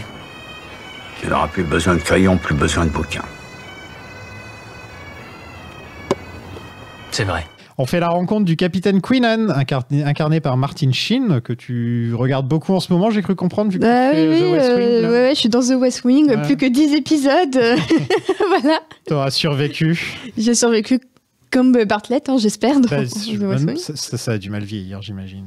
Il y a des trucs pertinents quand tu vois le conflit en Ukraine, les droits civiques des femmes sur l'avortement. Non, c'est encore très actuel. Mais les femmes n'ont plus aucune raison de se plaindre de nos jours. Voyons. Bah oui. Et surtout, on rencontre le meilleur perso du film, qui en plus est un perso totalement original, vu qu'il n'existe pas dans la version hongkongaise, le sergent Dignam, incarné par Mark Wahlberg, qui ressort son plus bel accent de Boston pour l'occasion. Qui ne dit que des gros mots. Et apparemment, ils ont failli mettre des sous-titres. Ah bon? On le comprend bien. Moi, moi, je regarde le film sous-titres anglais, mais même sans ça, ça va, j'arrive à comprendre. Mais en fait, c'est l'accent... si vous écoutez un jour Kennedy parler, il avait l'accent de Boston à fond, Kennedy, par exemple. Oui. Don't ask what your country can do for you. Oui, c'était très prononcé. C'est surtout quand ils disent des A. Park the car. Enfin, ils le disent d'une drôle de façon. J'ai une amie qui est bostonienne et à chaque fois je me fous de sa gueule dès qu'elle dit des mots. Ouais, dans un pays où le Texas existe et tu te plains de l'accent bostonien, excuse-moi, mais Texas c'est one again, tu vois, c'est pas. Moi, je me souviens toujours une fois, j'avais 18 ans, j'étais à un poste frontière au Texas et je pense que j'ai failli finir en tôle parce que je ne comprenais pas ce que le mec me disait en face. Hey, one again, bad one again. Mais c'est ça. La caricature, il avait une grosse moustache, il faisait une tête de plus que moi. Et le mec, il me parlait et il avalait toutes ces putains de syllabes. À quoi ça sert de parler? Quand t'avales tes syllabes, je ne comprends pas. Et je l'ai fait répéter 10 fois. Au bout d'un moment, je me suis dit, c'est bon, je vais finir en tôle. Je voyais que le mec s'énervait quand même. Voilà. Donc, excuse-moi, l'accent bostonien, non, j'appelle pas ça un accent, moi. Voilà. Moi, j'ai appris à parler l'anglais grâce aux Sopranos, en partie. C'était Matrix et les Sopranos. Et donc, l'accent du New Jersey, c'est le premier accent un petit peu italo-américain. C'est le premier accent que j'ai vraiment connu pour parler anglais, quoi. Donc de temps en temps, je fais hey, oh ça sort tout seul, tu vois. C'est pas... Billy, la seule raison pour laquelle il se retrouve à être infiltré, c'est parce que c'est le neveu d'un gangster. Oui. C'est super dégueulasse de sa part. Le pauvre, il va essayer de mettre ça de côté. En plus, toute sa vie, il a essayé de pas être mêlé à tout ça. Il a vraiment eu une vie de merde. Hein. Ouais, et là, c'est Je crois que j'ai un gangster dans la famille qui n'est plus là de nos jours. Mais enfin, si des années plus tard, on venait me voir pour me dire je te mets dans la même catégorie que lui, juste sous prétexte que c'est dans la même famille. Tu écouter The Dropkick Murphys en allant en prison pour préparer à ça. On voit sa petite brioche en plus quand il fait sa petite muscu. Oui. Tu sais qu'il a pris beaucoup de poids en muscles dans ce film. Ah mais ça se sent, c'est une masse. Tu trouves ? Ah bah oui. Je le trouve tout fin, moi, dans ce film. Bah après, j'avais aussi le souvenir d'Aviator et tout ça, donc ça joue peut-être. Il est plus fin. Ah oui, mais enfin, il est pas extrêmement musculé, mais tu sens quand même que c'est plus un gringalet. Il est plutôt. Il s'entretient. Il s'entretient. Parce que maintenant, il a la petite brioche DiCaprio maintenant. Tu sens que avec les années, c'est un peu bouffi. Après, je pense que s'il y a un rôle pour lequel il doit vraiment se préparer physiquement, il va se remettre en forme. Oui, je pense que voilà. Mais je pense il va tuer un ours ou genre. Mais tu vois, même pour Don't Look Up, ça lui va bien au final de pas avoir du tout bossé parce que c'est cohérent avec son personnage. Oui, c'est cohérent avec le film puisque personne qui l'a écrit ou l'a fait n'a bossé. Bah oui. Oh. Sauf Nicolas Britell. Ah, qu'est-ce que c'était mauvais. Voilà. Je ne l'ai pas vu, donc je me prends apprécie le Scud. Voilà. Mais Infernal Affairs 2, j'apprécie la méthode. Infernal Affairs 2 fait un truc un peu similaire avec. On apprend que le personnage de Tony Leung, en fait, c'est le demi-frère du mafieux de service. Du 2, c'est ça, hein, non ? Je l'ai vu il y a pas longtemps, je devrais le savoir. Mais en tout cas, il y a un lien de parenté. Il y a un lien de parenté qui est. Il y a une histoire comme ça, effectivement. Oui, mais ça fait partie. Bah, en fait, c'est un film de trivia de toute façon pour moi, Infernal Affairs 2, donc t'apprends que des trucs dont t'avais rien à foutre dans le premier. C'est un peu le problème, quoi. Alec Baldwin est aussi là. Il fait plus ou moins le même rôle qu'il avait dans Glenn Larry Glenn Ross. C'est-à-dire qu'il insulte tout le monde tout le temps. Il insulte tout le monde avec des flingues dans la main. J'ai envie de dire, Alec Baldwin fait très bien ça. Mais je le trouve très bon dans ce film. Il est très bon dans ce film, il est très bon dans Aviator. Il devrait faire plus de films avec Scorsese, je trouve. Oui. Bon, bah là, il tue des gens maintenant, donc il est un peu occupé. Mais on a le droit de faire des blagues déjà dessus ? Allez. Oh, écoute, t'es chez toi, tu fais ce que tu veux. Faut arrêter de me dire ça, parce que je vais me mettre à poil. Toi, tu me vois pas, ça va. C'est ça, moi je suis à 600 km de là, donc non, si moi, tu veux, ça va pas. Vous voulez être flic ?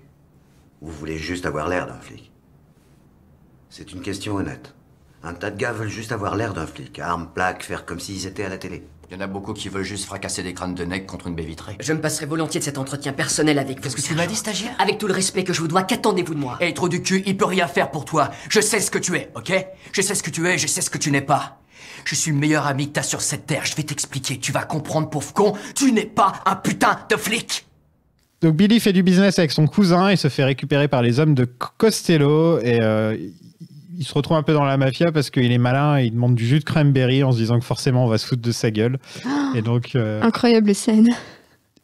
Donc en fait il a quoi ? Il a un problème urinaire ou un truc dans le genre parce que logiquement quand tu bois du jus de cranberry mais techniquement c'est plus pour c'est pas très bon, hein, c'est vraiment pas très bon.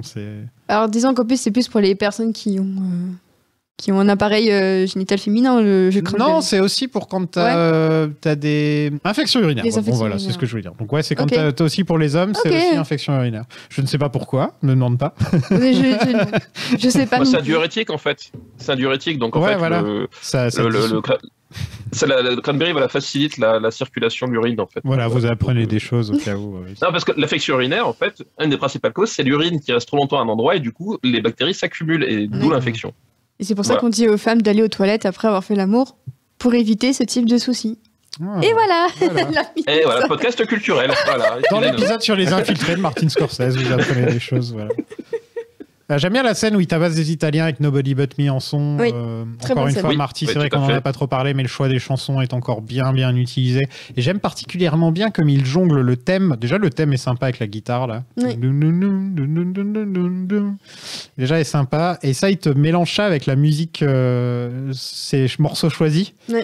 Et à chaque fois, ils jonglent les deux, surtout dans le petit montage au début, où il passe de Dropkick Murphys à ce thème, puis il repasse à Dropkick Murphys, puis il remet ce thème, puis il met Gimme Shelter. Enfin, il jongle beaucoup.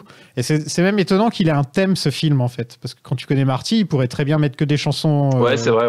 Oui. Et c'est étonnant, je trouve. Je trouve que le thème le plus marquant de la filmo de Scorsese, c'est celui de Taxi Driver. Oui. Avec Bernard Herrmann, mais Bernard c'est Herrmann, peut-être oui, le plus marquant forcément. au final. Oui, mais Raging Bull n'est pas dégueu aussi. Oui, c'est vrai. Ouais, Raging Bull n'est pas dégueu. Je sais pas si ça a déjà été dit. Je crois qu'on l'avait dit, ouais.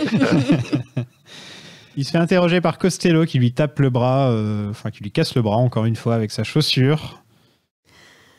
Il est complètement over the top, Nicholson, dans ce film. Ah ouais.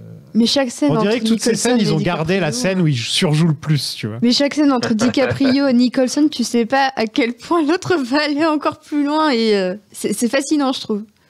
DiCaprio est plus dans la retenue, hein, quand même. Ça dépend des scènes quand même. Genre Ouais. quand il pète un câble et qu'il lui fracasse le verre sur la tête.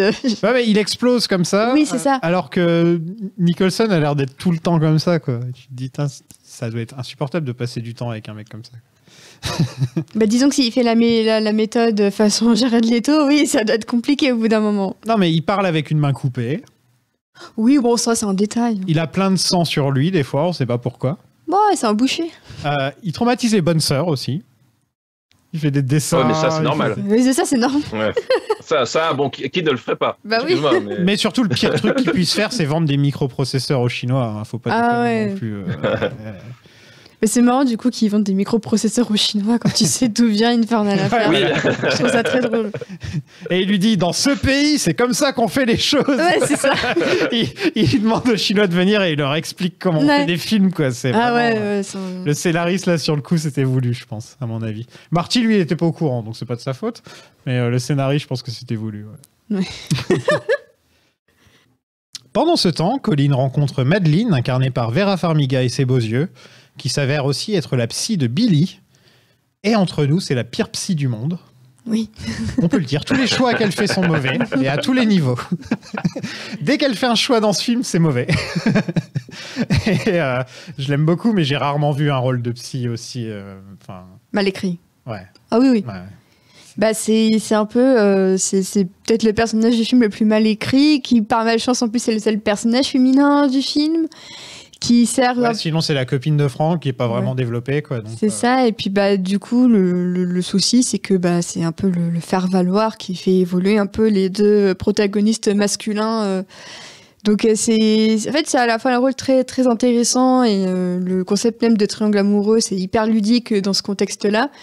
Mais en fait, j'ai l'impression qu'ils auraient pu pousser les curseurs encore plus loin. C'est marrant parce que, en gros, ils ont pris les deux personnages féminins d'Infernal Affairs et ils les ont mélangés pour en faire qu'un. Oui. Mais ça fait que ça rend le film encore plus masculin qu'il ne l'est déjà, parce que maintenant, avant il y en avait deux qui étaient très différentes l'une de l'autre. En plus, Marie et la psy n'avaient rien à voir l'une avec l'autre. Il y en avait une qui était plus marrante.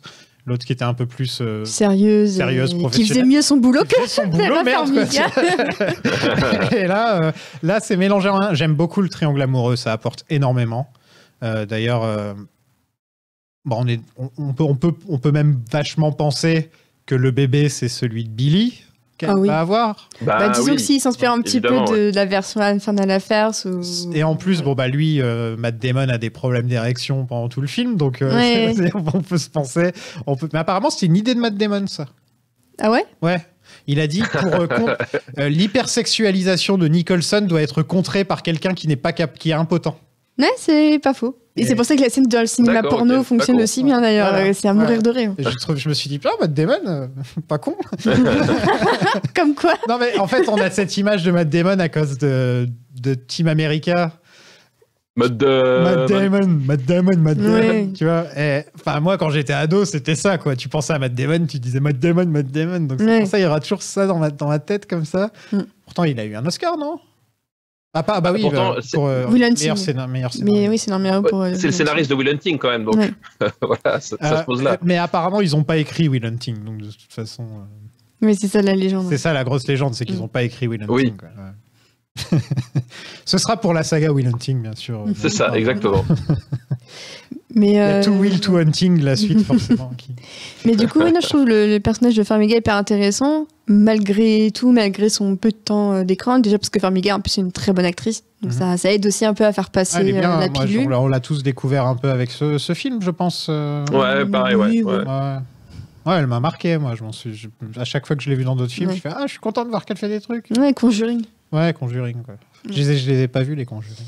C'est une saga. Ouais, j'ai vu Annabelle, par contre, mais j'ai pas vu les Conjuring. Saga. C'est une saga, oui. Arrête de me le rappeler. Tout à fait. C'est pas dans le chapeau.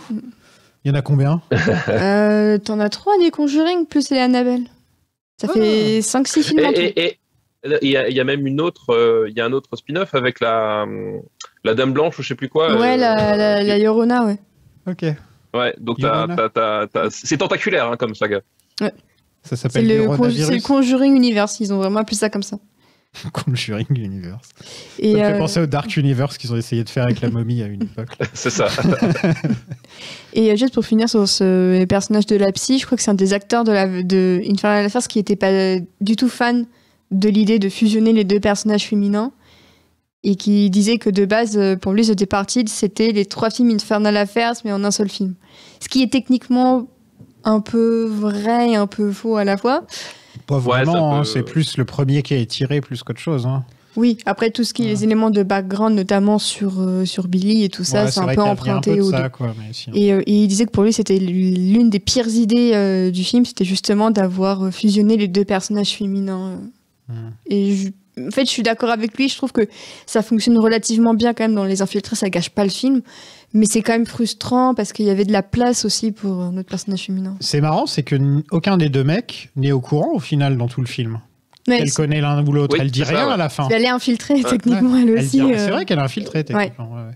Et elle dit d'ailleurs à un moment, quand elle écoute la cassette, le CD en l'occurrence, et elle dit, je pensais que c'était moi la menteuse. Elle lui dit, c'est ça qu'elle lui dit. Et ensuite, elle va s'enfermer. Et c'est vrai qu'elle, dans sa tête, c'est elle qui se sentait mal et pas bien dans cette relation parce qu'elle se disait c'est moi, c'est de ma faute si ça marche pas parce que je le trompe et tout. Et au final, l'autre c'est Matt Damon quoi. C'est ça. Le morse est remplacé par les textos. Il faut bien évoluer. Faut bien évoluer, ouais. Déjà, je trouvais ça un peu étrange que des flics début 2000 savent parler en morse comme ça. Ouais. Parce que tout le monde a l'air de parler en morse dans le. Ouais, c'est ça que je trouve un petit peu bizarre, c'est que genre un personnage parle en morse et littéralement tout le monde peut le comprendre. Donc en fait, c'est pas du tout efficace et tout le monde peut comprendre comment il communique. Donc qui parle morse ce soir? Est-ce qu'il y a quelqu'un qui parle morse? Ah non. Non, je parle assez mal le morse. Voilà, bah tu vois. Que ce soit le code morse ou l'animal. Hein. Voilà, les deux, je sais pas mon. J'ai fait cette même blague il y a l'épisode d'avant. Bah, c'est bien. Non, mais les bonnes blagues, de toute façon, sont universelles. Hein, dire, les grands esprits se rencontrent. J'ignore si un salopard de flic comme Queenan ne serait pas capable de t'éjecter de la police d'État pour te foutre dans mes pattes. Je peux pas savoir. J'ignore quel genre de méthode ils emploient dans ce service. Est-ce que tu es toujours flic? Jure-le-moi sur la tombe de ta mère. Est-ce que tu es toujours flic? Je suis pas un putain de flic. Frank travaille pour le FBI. Sam travaillait, lui, pour le commissaire Wong. Oui. Et je trouve que ça fonctionne mieux, le FBI. Qu'il travaille encore au-dessus de la police, quoi. Oui. Ça explique pourquoi il y a des infiltrés qui veulent le défendre dans la police. Parce que pourquoi est-ce que Wong enverrait des mecs dans son camp s'il travaillait avec Nick... Enfin, il y avait un truc qui n'allait pas dans la relation entre Wong et Sam, en fait. Oui. Ça donne effectivement un côté, un côté effectivement vraiment plus gros poisson et encore plus, et ça donne justement en plus au personnage encore plus ce côté prêt à tout en fait. Il a vraiment plus aucune barrière, plus aucune morale. Finalement, lui, il s'en fout, il fait son truc pour lui, pour sa propre gueule. Et effectivement, dans l'organigramme américain, se vendre au FBI, c'est ce que tu peux faire le mieux pour protéger ton cul, quoi. Donc ça renforce encore son personnage. Voilà. Tu peux même te demander si le business qu'il fait avec les Chinois, c'est pas pour le FBI, en fait. Oui. Tu vois ? Oui, tu sais pas exactement, tout à fait. Ou pour Homeland Security ou un truc dans le genre, parce qu'ils disaient dans 20 ans, ils vont utiliser les micropuces parce qu'on sera en guerre forcément. Ils disent l'Amérique sera forcément en guerre avec la Chine dans 20 ans. On n'a plus que 4 ans. Les chiens se rapprochent. On n'est pas si loin. Ils vont se prendre une branlée, les ricains, ils vont rien comprendre. Franck demande les infos perso de tous les membres du crew pour trouver la taupe, pendant que Colin, lui, de son côté, doit enquêter pour se trouver lui-même. En gros, c'est plus ou moins la même... Si vous avez écouté notre épisode sur Infernal Affairs, j'ai pas vraiment besoin de raconter tout le film, parce que c'est la même trame. dans les grandes lignes, c'est vraiment ça, et pourtant, c'est un film qui est très différent en même temps. C'est ça qui est... C'est le style, en fait. C'est la même histoire, mais racontée par deux prismes et deux cinéastes complètement différents. Et à mon sens, c'est ça la richesse de ce que doit être même en dehors du remake, de ce que doit être une adaptation en fait. C'est-à-dire effectivement, si à un moment donné, tu reprends la même histoire et tu la racontes de la même façon que l'autre, ben oui, ça sert à rien de faire ton propre truc. Par contre, si tu y injectes ton contexte, ton point de vue, finalement, effectivement, avec exactement la même histoire, tu peux obtenir deux films vraiment différents, avec leur façon de fonctionner, leurs points forts, leurs points faibles respectifs, qui peuvent être passionnants l'un comme l'autre. Et en cela, moi, The Departed, ça a toujours été un exemple de remake que je trouve, entre guillemets, parfait, dans le sens où, justement, tu sens la personnalité de celui qui l'a fait, et tu gardes l'intérêt de l'histoire de base, en fait. Et c'est, à mon sens, c'est dans ce genre de cas que tu dois faire un remake. C'est quand tu arrives à conjuguer ces deux aspects-là, quoi. Toi qui t'y connais bien en adaptation.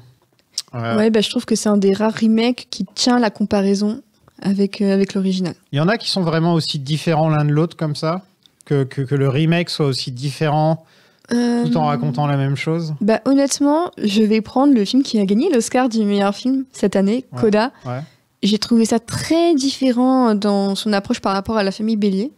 Et comme dans le cadre de The Departed, je trouve que Coda est largement supérieur à La Famille Bélier. Ça n'en fait pas forcément un immense chef-d'œuvre ni quoi que ce soit qui méritait de gagner un Oscar. Mais on sent que l'histoire racontée, en gros, c'est la même, mais tu as des différences qui te font comprendre que le contexte socio-économique, que les acteurs choisis, notamment le choix des chansons, il y a une sensibilité qui diffère énormément de La Famille Bélier. Et j'ai trouvé que, à défaut d'être un grand film, c'est un bon exemple de remake très intéressant. Mais il a déjà fait ça, Scorsese, avec Cape Fear, un peu aussi, non? Où il a vraiment un peu changé le style totalement. Ah oui, Cape Fear, oui, effectivement. Ouais. Oui, c'est... En plus, là, ce que je disais tout à l'heure, c'est Cape Fear, il y a...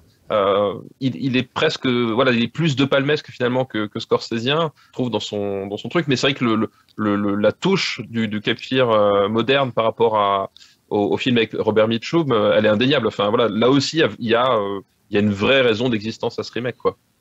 Comme Scarface, enfin voilà, tu vois, c'est pareil. Scarface, tu regardes les deux, en fait, ils jouent pas du tout sur les mêmes modalités. Et en plus, il y a énormément de changements dans l'histoire, etc. Et c'est pareil, il y a une vraie existence quelque part entre les deux films, entre le Hawks et le De Palma, quoi. Ils sont pas en train de faire un nouveau Scarface? C'était Guadagnino qui devait faire le truc. Il devait, ouais. Okay. Mais là, il est occupé avec son film de cannibale actuellement. Il prépare son prochain film avec Zendaya. Ok. Zendaya qui joue Scarface, pourquoi pas. Écoute. Un peu de changement. C'est ça. Je trouve que la scène où ils se suivent, c'est justement un des meilleurs exemples où tu peux limite voir que Scorsese n'a pas vu l'original, parce que ça ressemble, mais ça ressemble pas. Enfin, c'est vraiment très spécial, quoi.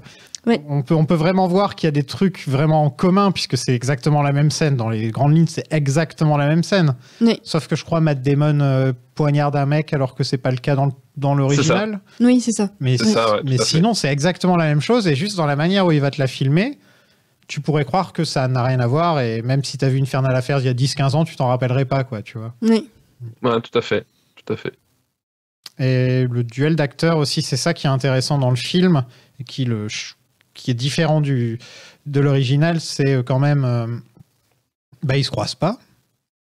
Sauf à la fin. Sauf à la fin. Alors que dans le film précédent, dans l'original, dès la toute première scène... Dès la première scène, en fait, quasiment. On comprend la connexion entre... Oui. La première scène où ils sont adultes, en fait. Voilà. Oui, dans le magasin d'audio, là. Voilà, quand ils s'achètent la chaîne IFI, qui est une super scène, hein, on est tous d'accord. Elle est excellente. C'est très années 2000. Ouais, mais il n'y a plus... il n'y a pas ça dans ce film-là. Il y a un moment où il sort du bureau et il est là, ou ce genre de truc, mais au final, c'est ça qui est bien, quoi. C'est un côté hit. C'est que tu les vois qu'à la fin, dans le même plan, quoi.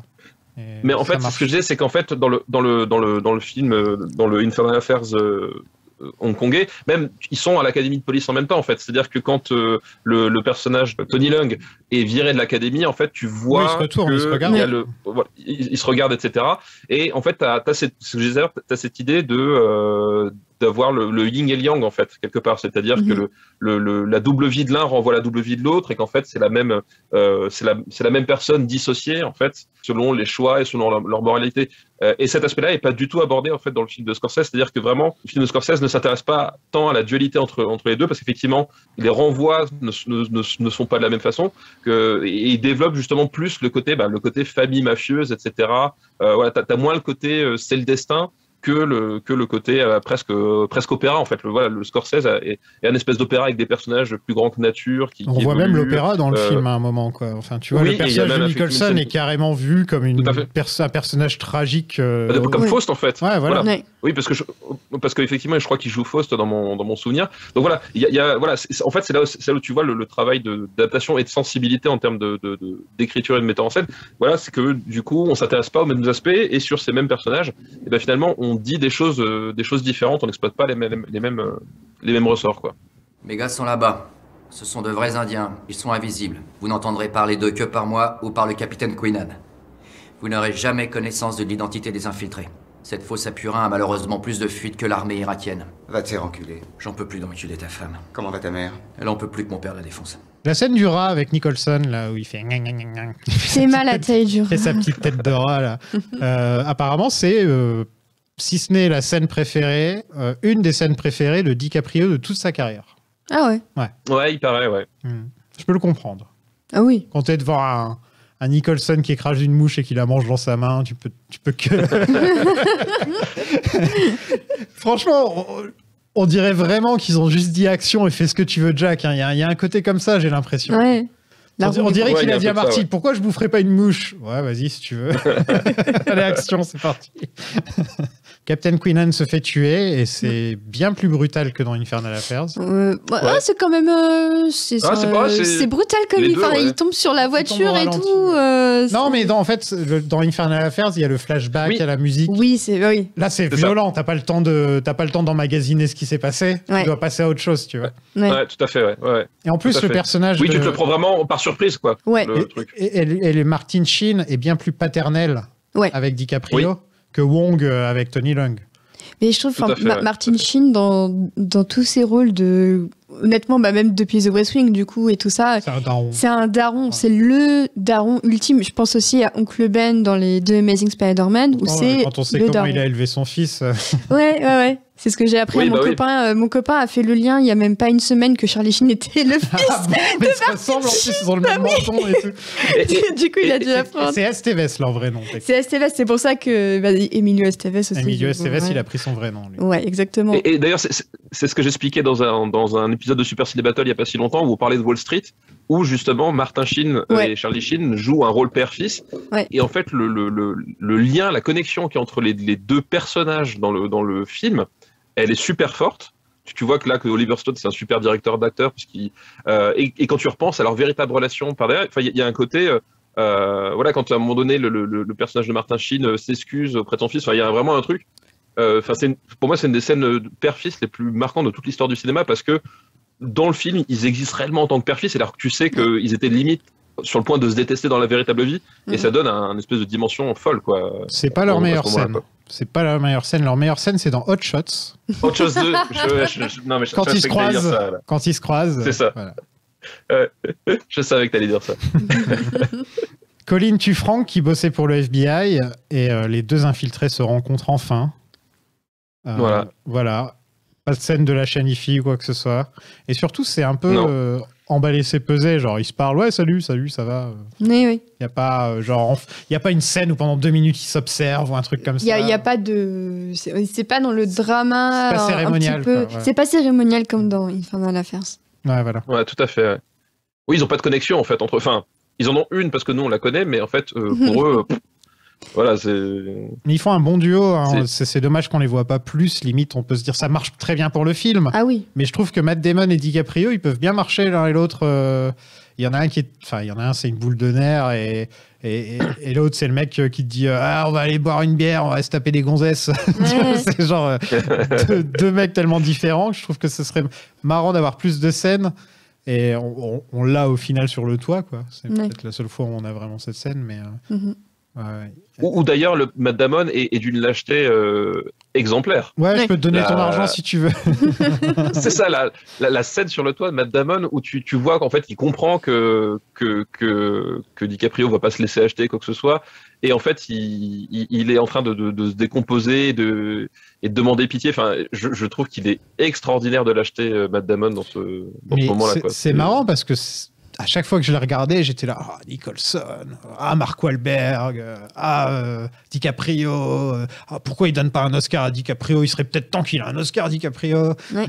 Et tu vois, et au final, là, en le revoyant, je fais, putain, mais l'évidence, c'était Matt Damon, en fait. Bah ouais, non, je suis d'accord. Ouais. Parce que lui, mine de rien, ils jouent tous des rôles qui les mettent en valeur. Nicholson, ça joue du vrai Nicholson. Oui. DiCaprio, il joue très bien ce genre de rôle aussi. Mais c'est le héros déchiré. Après, DiCaprio, il joue aussi très bien les rôles d'ordure charismatique, ça lui marche, ça marche bien. Il aurait pu peut-être jouer le rôle de Matt Damon, mais je vois pas Matt Damon jouer le rôle de DiCaprio, par contre, tu vois. Je sais pas. Non, ça aurait été un contre-emploi intéressant. Tu sais, il devrait faire un remake, mais avec tous les acteurs, sauf que tout l'inversé. Nicholson, il joue Martin Sheen. Martin Sheen avec qui se bat avec des mains. Reste Mark Wahlberg, on est d'accord, Mark Wahlberg, il reste Mark Wahlberg, on n'y touche pas. À la maison, ce serait la merde, parce que la première fois que j'ai regardé ce film avec ma femme, en fait, elle confondait DiCaprio et Matt Damon, et arrivée au milieu du film, elle s'est rendue compte de qui était qui. Mais elle a pas vu maintenant tu fais Donc maintenant, si tu fais un remake et que tu rééchanges, là, je crois que je la perds complètement. Ouais, il faut y aller pour les confondre les deux quand même. Ok, ils sont blonds, ils ont les yeux bleus, ouais, bon, c'est vrai. Oui, ils ont presque le même gabarit, machin, mais tu vois, je pense que voilà, il y a des choses comme ça, il y a des. Disons qu'il y en a un, c'était considéré comme le plus beau gosse de son époque pendant longtemps, alors que il y en a un, c'est Matt Damon, quoi, tu vois. Mais qui était ce Sexiest Man Alive au moins une fois. Ouais, je pense que peut-être Matt Damon, c'est possible. Il a dû la voir. C'est soit lui, soit Ben, hein. Ou les deux ensemble. Là, c'est parfait. Autrefois, tu sais, dans une situation comme celle-là, j'aurais tué tout le monde. Tous ceux qui travaillent pour moi. Scène de l'ascenseur. Oh là là. On s'attend vraiment pas à ce que Léo meure parce que j'ai sursauté de DiCaprio, quoi. C'est DiCaprio, c'est Léo, il peut pas mourir, quoi. Et surtout d'une manière comme ça. Ouais.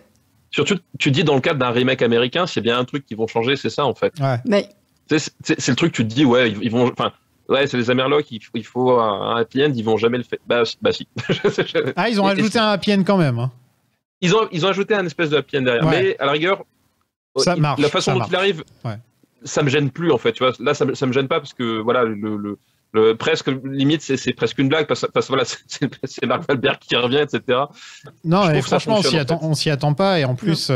Matt Damon est attaché, il est plein de sang, etc. Il est en train de dire vas-y, tue-moi, c'est ça les dernières choses qu'il dit. Et DiCaprio lui dit je suis en train de te tuer et c'est lui qui meurt. Enfin déjà rien que ça c'est très bien écrit. Mais en plus c'est super. Ouais. Mais en plus c'est Matt Damon qui tue tout le monde et qui s'en sort à la fin, que c'est le seul qui s'en sort.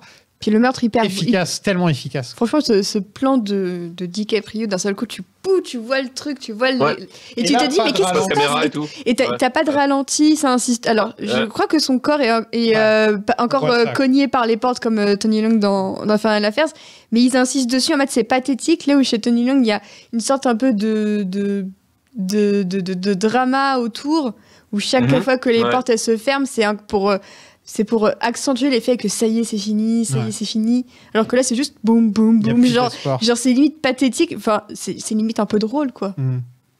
Là, c'est vraiment la réalité de la violence, quoi. Complètement. Un quart de seconde. C'est pas glamourisé. En 30 secondes, 3 personnes sont mortes. C'est pas stylisé. Ils en font pas des caisses. C'est la mort. Les 3 s'attendaient pas à mourir à chaque fois, quoi. Tu vois. Oui, c'est ça. Parce que même le dernier qui se prend une balle dans le... Enfin, ils sont même pas au courant qu'ils sont morts, les 3. Ouais. C'est pour ça, The Departed, les défunts. Ouais. Pour moi, ça a plus voilà, ils étaient déjà morts depuis le début, en fait. Mais heureusement, Marky est là, bien sûr. Mark est là. Attends, avant, il y a une scène importante qui est celle des funérailles. Oui. Comme dans le Infernal Affairs, et que je trouve très intéressante avec ce dialogue entre Vera Farmiga et Matt Damon, où Matt Damon lui fait « Mais il est qui, le gosse ?» Il lui dit ça parce que... Enfin, je crois qu'il y a un dialogue sur le fait qu'il se pose... Voilà, et le bébé. Ouais. Mais non, il se pose des questions sur le bébé. Elle le regarde même pas, elle le regarde même pas. Elle parle plus. À partir du moment où elle écoute le truc, on l'entend plus parler. Voilà. Ouais. Elle s'enferme et la scène d'après, on voit ça. Et... Ah si, elle a une petite scène avec Costigan, je crois, mais je suis même pas sûr. Je suis même pas sûr que Costigan, il est au courant qu'elle est enceinte. Je suis pas sûre. Non, je crois pas. Non, je crois pas. Non, il le sait pas. Non. Enfin, moi, à la place de Vera Farmiga, bon, bah...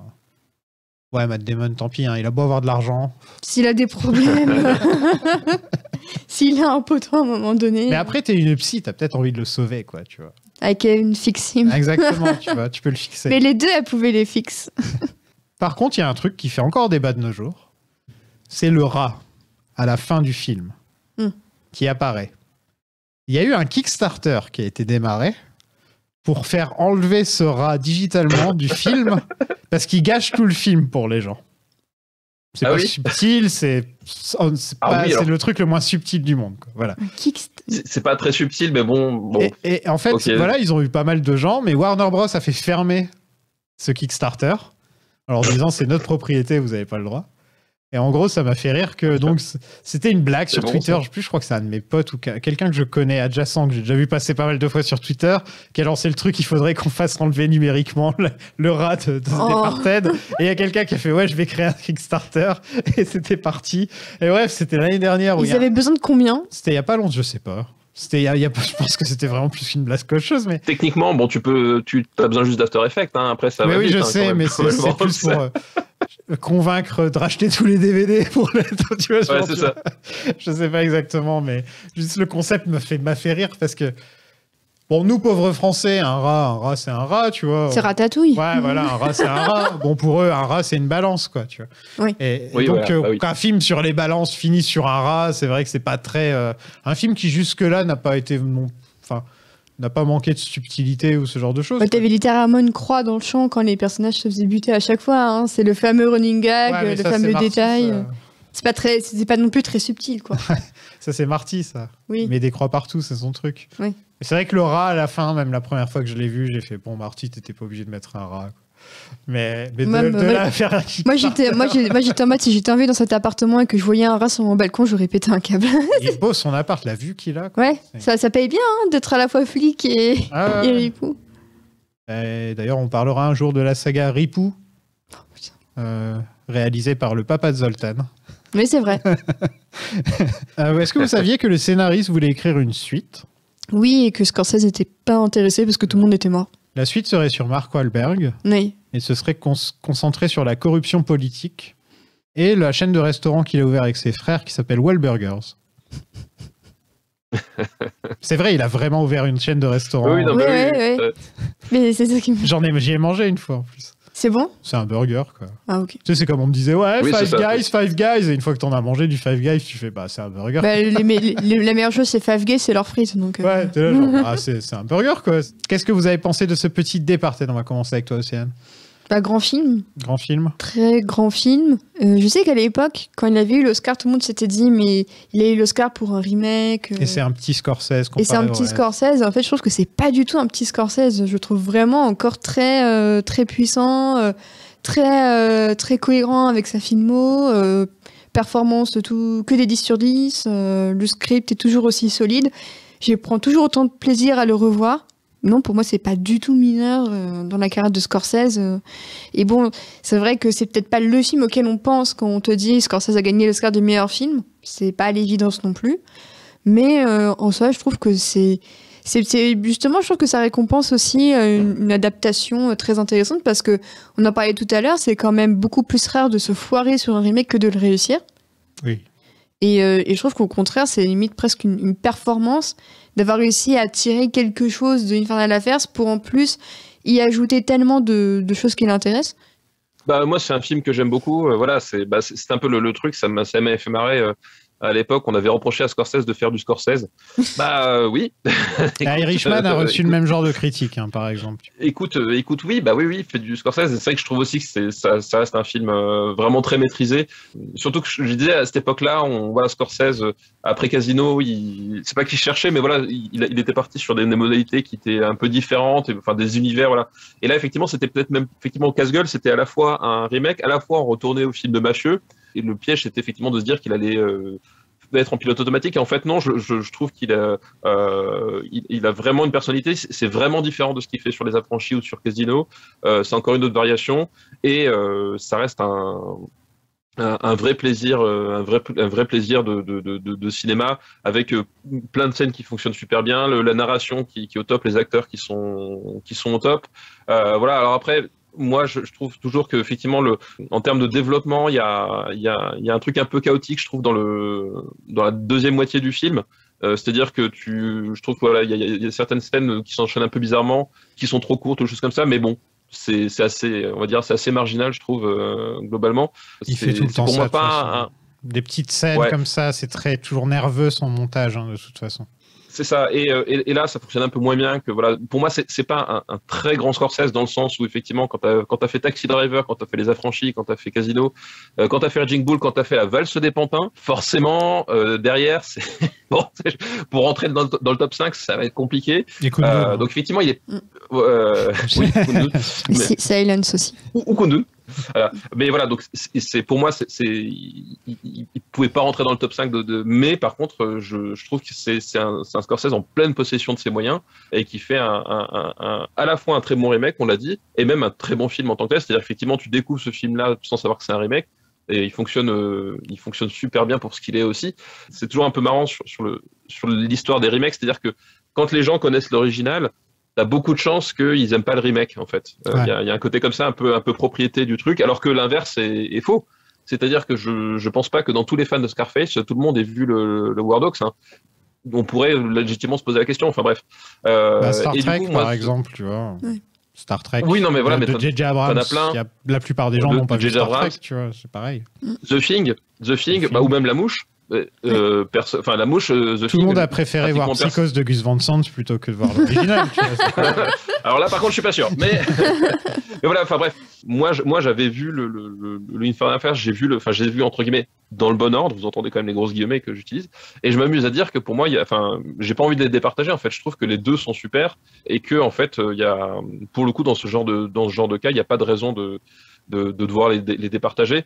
C'est deux visions et les deux procurent énormément de plaisir de cinéma, quoi. Est-ce que vous savez ce qui était nommé avec The Departed cette année-là comme meilleur film? Il y avait Blood Diamond, non? Non. Ah non, il était peut-être pas en meilleur film, il était juste en acteur, parce que c'est là où... C'est DiCaprio. Il y en a dont j'ai parlé tout à l'heure. Avec Iñárritu. Babel. Alors Babel, bah oui. Ensuite, il y a un film produit par Spielberg et Clint Eastwood. C'est quelle année déjà? 2006. C'est 2007. Donc les Oscars 2007. Les Oscars 2007. Ouais, Oscars 2007. C'est Iwo Jima, non? Ouais, c'est ça. Mm-hmm. Ensuite, il y a un petit film indépendant avec Paul Dano. Little Miss Sunshine, ouais. Little Miss Sunshine. Ouais. Et enfin, il y a The Queen. C'était tout? Ah oui, c'est vrai, il y en avait 5 avant. Ah, c'est après The Dark Knight qu'il y en a eu plus de 10, qu'il y en a eu 10. Ouais.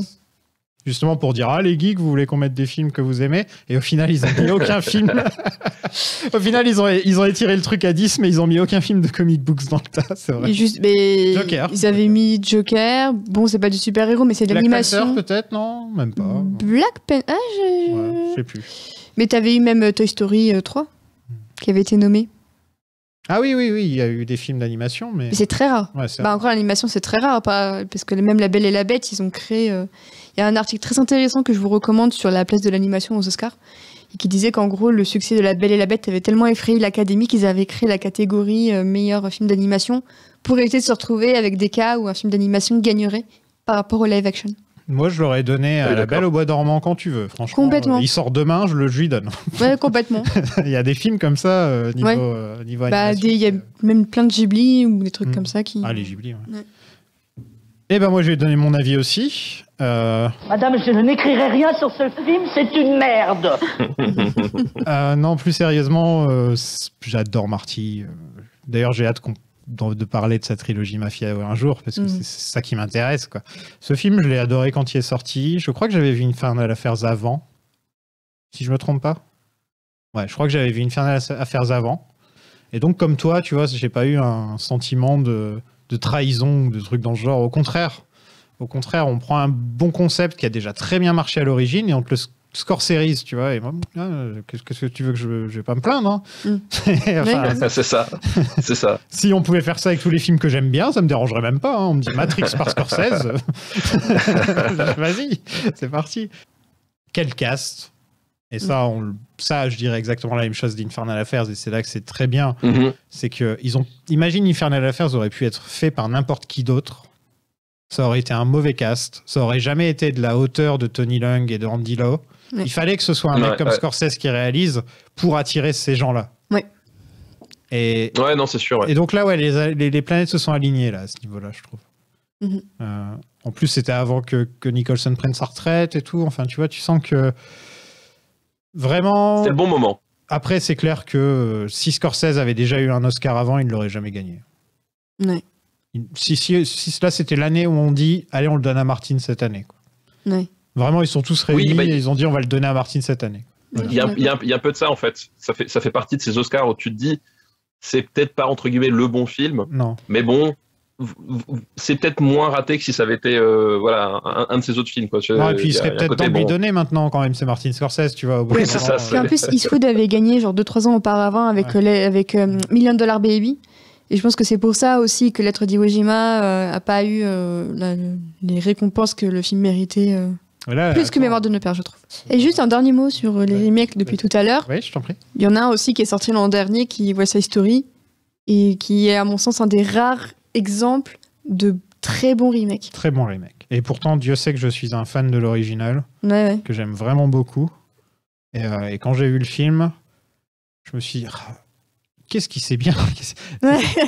C'est chiant. C'est bien filmé, le salaud. À chaque fois que j'ai jamais envie d'être un fanboy de Spielberg. Je suis complètement limite pendant très longtemps, ça m'a pas trop touché son cinéma, quoi. Ouais. Mais à chaque fois que je vois un de ses films, à part peut-être son avant-dernier, voilà, comme tu dis, il sait tenir une caméra, et dans West Side Story, il se fait plaisir, mais à un point, c'est un gamin, quoi. Et puis, il te sort des plans à l'ancienne, avec des crane shots, tu vois, des trucs...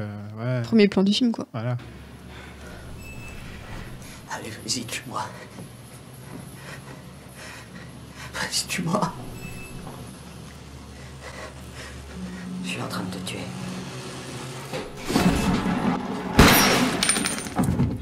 Pas de tirage au sort cette semaine, parce qu'on a atteint un but Patreon qui promettait que lorsqu'on atteint les 150 patous, on parle d'une saga en particulier. Et cette saga sera Park. Et pas bon courage. Bon courage, ça va être long quand même. Hein. Bon, ça va, j'ai fait pire, j'ai fait Rocky, ça va, quoi. Rocky, c'était 8 films hein, quand même. Et ouais, donc Jurassic Park, moi je suis plutôt content, parce que j'étais un plus gros fan de dino quand j'étais gamin et tout, donc content de pouvoir parler d'un énorme film et de 4 mauvais films.